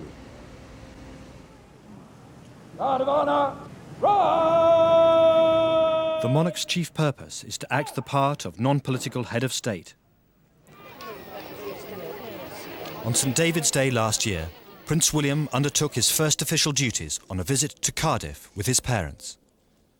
Prince William is second in line to the throne and might be expected to succeed his father as King of Great Britain and Northern Ireland sometime perhaps in the third decade of the next century. But is his throne secure? Asked me a year ago and I would have said yes, very secure. I'm not so certain now. It depends what happens over the next 5 years as to whether they get their act together more, whether they explain things to people better, whether they start behaving in a different manner. I would like to rethink and re-answer the question in 5 years. While the Queen's popularity remains fairly constant, after her there could be trouble. I mean, après moi le déluge, in this case, translates to, after me, they're all a bit of a shower. Faith and truth will bear unto you, our sovereign lady, queen of the... A whole range of factors have made the monarchy seem much less impregnable than when the Queen came to the throne. The enormous changes in Britain since then have meant that questions have increasingly arisen about the monarchy's position in a classless society, about its lifestyle, and about its finances. All these problems have come to a head with the public unravelling of the royal family. Throughout the century, the image of the British monarchy has been centred on its appeal as an idealised family. No one could fail to have noticed that in the Queen's 40th anniversary year, all this has been shattered. The marriage of the Duke and Duchess of York has broken up in full public view. And even more seriously, the Prince and Princess of Wales have appeared to be in a state of civil war. There's scarcely anything that could be more damaging. The monarchy is about the family these days. The royal family is the phrase, and it's no coincidence it's the phrase that we use for the monarchy these days. It's not a political or a constitutional institution, very much more. The sort of image of the royal family in the 1950s and 1960s, which the Queen managed to create, I mean, she really turned it in from being a royal family to being a kind of respectable upper middle class family that people could identify with. I think if it now becomes a collection of single parent mothers, of children from broken homes, of Houris, Henrys and Sloane Rangers, then I think that just undermines the purpose of having it. Why have it to see the worst aspects of family life? The other problem is not just the breakup, but is the manner of the breakup. I mean, the tabloids could not have made up the stories that surrounded the breakup. Indeed, tabloids don't need to make up stories about the royal family anymore, because what the royal family does is more ludicrous and bizarre than anything the tabloids could ever make up. The result is that while the older generation remains popular and respected, there's a growing belief that the royal family's problems have gone so far that the long-term survival of the monarchy in Britain cannot be guaranteed. I personally believe the monarchy is going to end with the death of the Queen. And I think that the youth of this country, who will be voters, and the majority of voters, will say goodbye, thank you and goodbye. I don't think that if there was a referendum on the death of the Queen, if that was in 20 years' time, the referendum would be anything but a yes vote to the end of the monarchy. This belief is echoed in opinion polls. 2 years ago, a Mori poll showed that 3/4 of the population thought the British monarchy would still be in existence in 50 years' time. By June this year, the figure had fallen dramatically. Today, only 46% of the country believe that Britain will still be a monarchy in the middle of the next century. And more seriously, only half the country think that Britain would be worse off without a monarchy. This is a pretty gloomy prognosis for the sovereign. So is abolition a real possibility? How do you get rid of a monarch? It's not easy. Last time they had to execute the monarch. Well, that's inconceivable. Just think of trying to get a bill through the House of Commons, any House of Commons, to abolish the monarchy and set up a republic. There would be room for no other legislation. It would dominate the issue for about 2 years. People's nerves would crack, absurd things would be said on both sides, the whole political system would be paralysed. No Prime Minister in his right mind is going to allow, or let alone introduce, a bill to turn the United Kingdom into a republic. The idea that the British monarchy is in any way in danger is quite delusory and utterly absurd. And I'm saying this at the moment when the tabloid press is inflamed to the point of fever by the travails, the personal travails of 1 or 2 members of the family. But just ask these people, if you think there's going to be an end to the British monarchy in your lifetime, how's it going to be done and who's going to do it? And the question evaporates. So the continued existence of the monarchy is probably not in question. But what may be is its position as a respected and significant institution. I have no doubt that the monarchy is going to survive, but there is a real danger that it might survive on terms which would render it trivial and increasingly absurd, that the once great House of Windsor would become instead a kind of Monaco monarchy, which was just about scandal and frivolity and irrelevance. And there is a real danger that that is what might happen. To avoid this possibility, it is necessary for the monarchy to reposition itself. To win respect, the younger members have to temper their behaviour so they become less interesting to the newspapers. The lifestyle of the monarchy has to become more low-key. the people who advise it need to be more in tune with the times, and the monarchy has to convince the population that it really has a useful and serious role to play in the life of the country. The starting point for any scheme to rescue the royal reputation has to be with its finances. Much of the anger over the Fergie scandal was focused on the belief that the royals were living it up at the public expense. Whilst the rest of the country is having to adapt to reduced circumstances, the monarchy is still seen to be living in a kind of 19th century opulence. If they weren't living at public expense, rows like the recent Morton row would be very different. As long as they live at public expense, the British people has a right to probe into things that some people think they shouldn't probe into. They have to be held accountable for their behaviour, moral behaviour as well as public behaviour.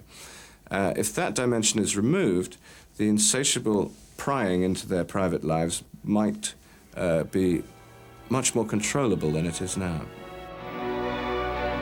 Public opinion seems to be that the time has come for a more modest monarchy. A Mori poll in June showed that 3/4 of the population now think the royal family should not receive as much money as it does. Two reforms in particular have been widely canvassed. First, that the Queen should pay tax on her private income, and second, that the monarchy should be less of a family affair and more of a streamlined working institution, with fewer members receiving public money through the civil list.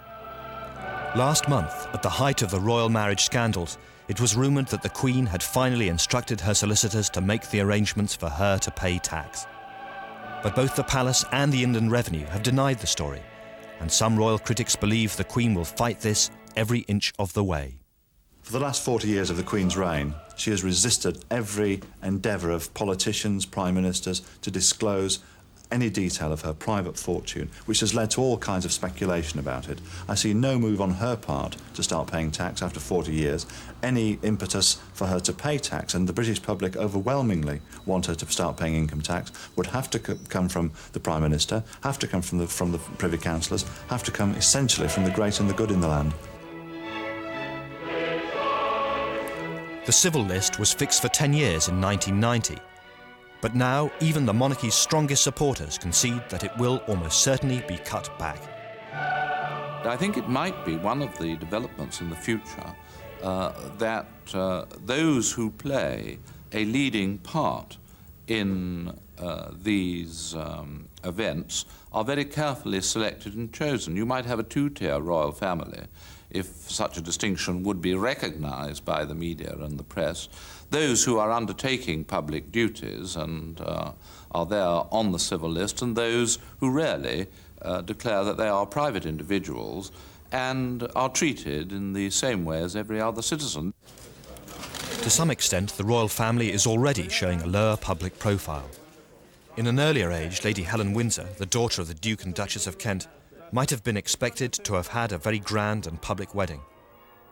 In fact, Lady Helen was married in the relative privacy of St George's Chapel, Windsor, the first royal wedding to have taken place there since 1919.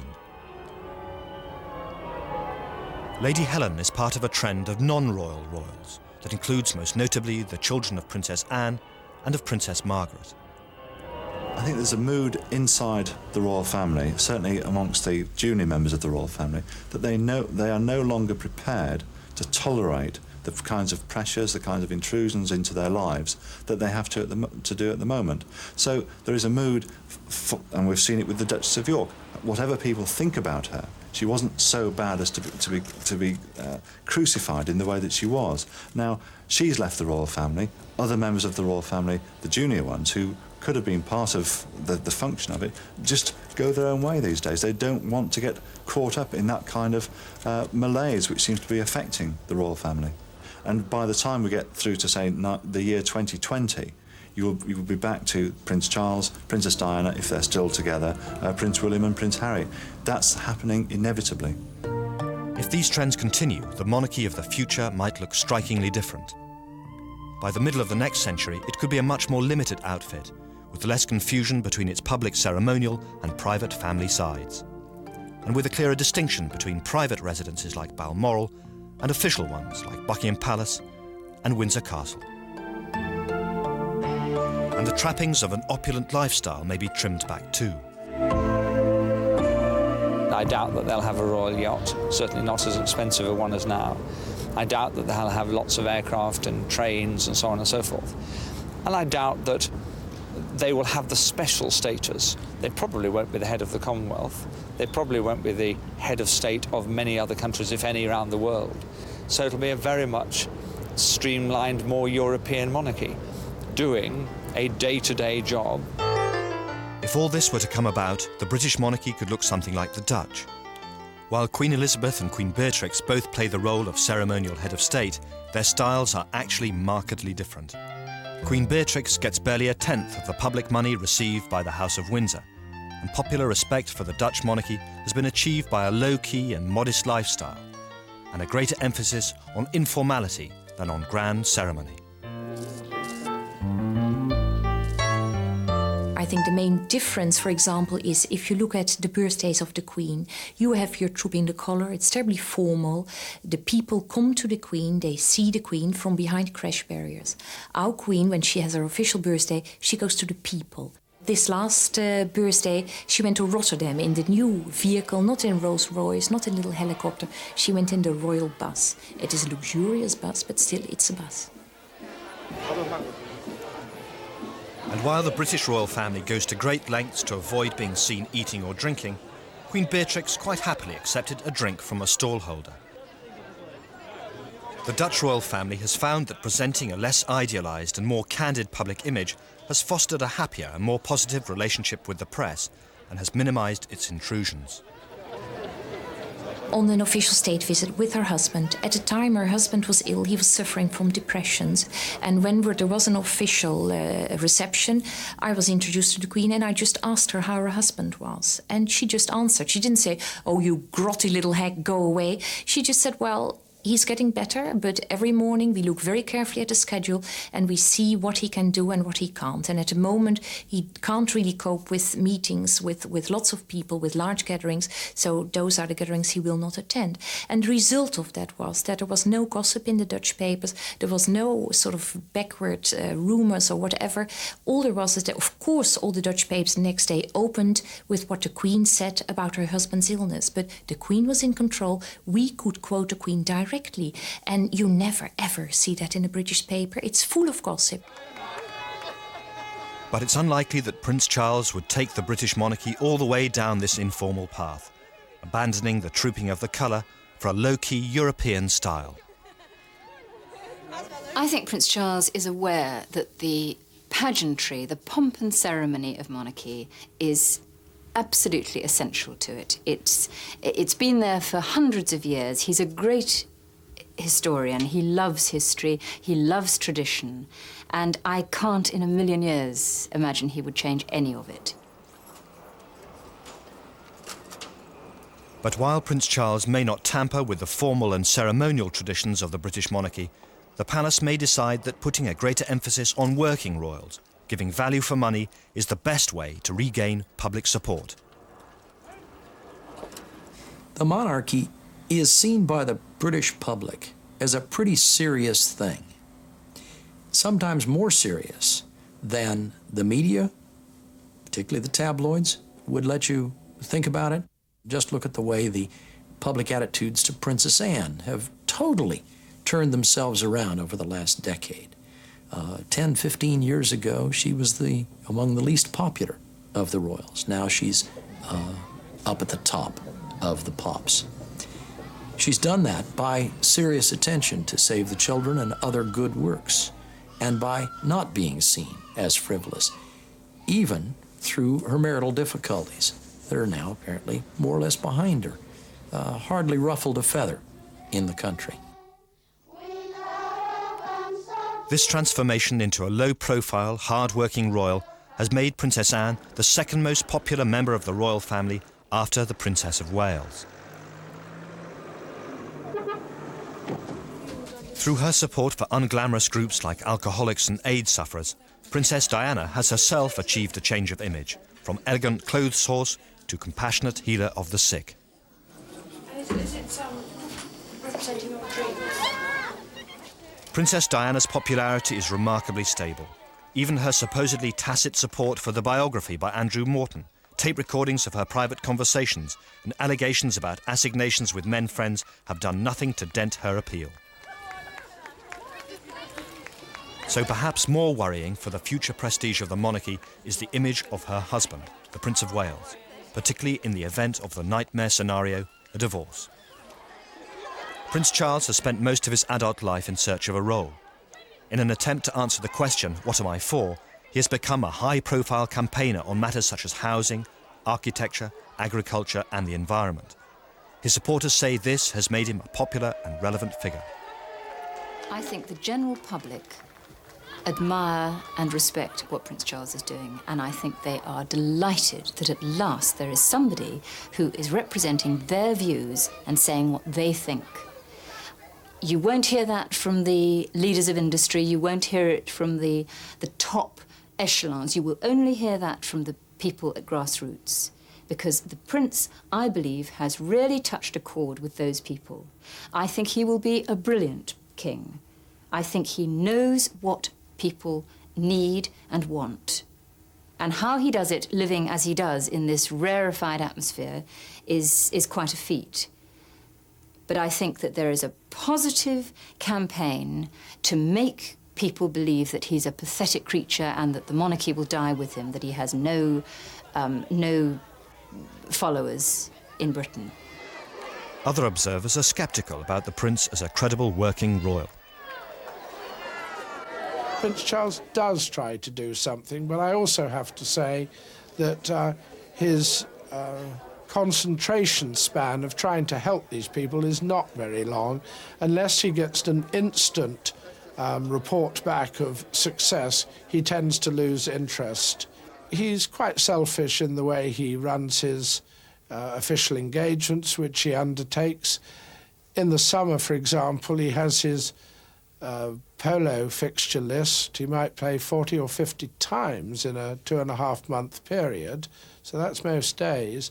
And that list is slung down in front of his private secretary, and the private secretaries and the planning people are told, work round that list. One of Prince Charles's problems is that in his search for a relevant role, he comes dangerously close to politics. It is almost incredible that in Shakespeare's land, 1 child in 7 leaves primary school functionally illiterate. But we must, I believe, accept that in some cases, community care on its own is not the answer, that the environment is full of uncertainty. It makes no sense to test it to destruction. And if the Prince continues to trespass into politics, he may lose the support that sustains the monarchy's very existence. It's all very well for the Prince to express his opinion on something, and I hope he does that a lot. But to then get involved for campaigning for something quite specific and to be writing to government ministers, I think that is an abuse of royal power. And actually people won't like that either, because at the end of the day, the political process has to be democratic. And I think ministers will begin to resent it as well. And I think that, again, the seeds of the destruction of the royal family are involved if it is seen to become a lobbyist group. But no amount of relevance on the part of the Prince will be able to compensate for the damage done by a continuing rift with the Princess of Wales. Diana is an immensely popular figure. For him to have treated her as badly as most people believe he did begins to chip away at all the reasons why Charles is popular. Speeches about the rainforests pale into complete insignificance, as indeed does community architecture, alongside two-timing the most popular woman in the land, and apparently being the only man in the land not in love with her. This may all be rather low-grade and emotional stuff, but it's very, very potent in the context of the monarchy. And if Charles begins to lose his popularity, he'll begin to lose his plausibility, and his chances of being a popular and a successful monarch will be disproportionately damaged. The thought of the marriage ending in divorce has given rise to speculation that it would cause a grave constitutional crisis, but such talk is dismissed by constitutional experts. The Church of England accepts the fact of divorce. It deplores it, but accepts it. There are, however, penalties attached to divorce. The Prince of Wales, as a future head of the established church, would not be able to remarry in church. Other than that, however, there would be no constitutional consequences. On the other hand, one can't deny that the effect on public perceptions of the royal family would be pretty considerable, because it would be the third divorce amongst the Queen's children, and it would be a very serious situation for the royal family. And for that reason, I don't believe a divorce will occur. The spectacular and public end to Britain's royal fairy tale has been a grave humiliation for the House of Windsor. But the change in public attitudes that has resulted may actually be a change for the better. For years, people have lived by various cosy ideas surrounding the monarchy. Over the last few months, the myths have been exploded, and people are having to come to terms with the reality of monarchy, with the reality of the royal family, raw sometimes in tooth and claw. And in many respects, people are having to absorb that as we speak. If we look at it with less rose-tinted spectacles and see that it is a group of people doing a very difficult job under very trying circumstances, to accept their faults and not to try and make them perfect, not to put them on pedestals, not to make them icons, I think that their lives will be that much easier and that much happier, and that we as a society will be that much healthier. For this to be achieved, the monarchy too has to be prepared to view itself in a less idealised and more realistic way. But there are few signs that this is happening. There are really two different and very contradictory versions of the monarchy on offer at the moment. On the one side, there is the monarchy's view of itself as magical, admirable, splendid, in some sense embodying the greatness and identity of the nation. On the other side, we have, as it were, the tabloid or journalistic view of a family at war with itself, very unhappy, infirm of purpose, not paying its taxes and so on. And this gap between these two versions of the monarchy is just getting wider and wider, and whether it can be indefinitely bridged, it's impossible to say. The monarchy has to bridge this credibility gap if it is to survive as a respected institution of British life. Today, it has a historic opportunity to reinvent itself and to introduce the necessary financial and other reforms, and to see itself in a new and more practical light. If it doesn't, and decides to try and weather the storm, it runs the risk that by the time Prince William ascends to the throne, it will be little more than a colourful irrelevance.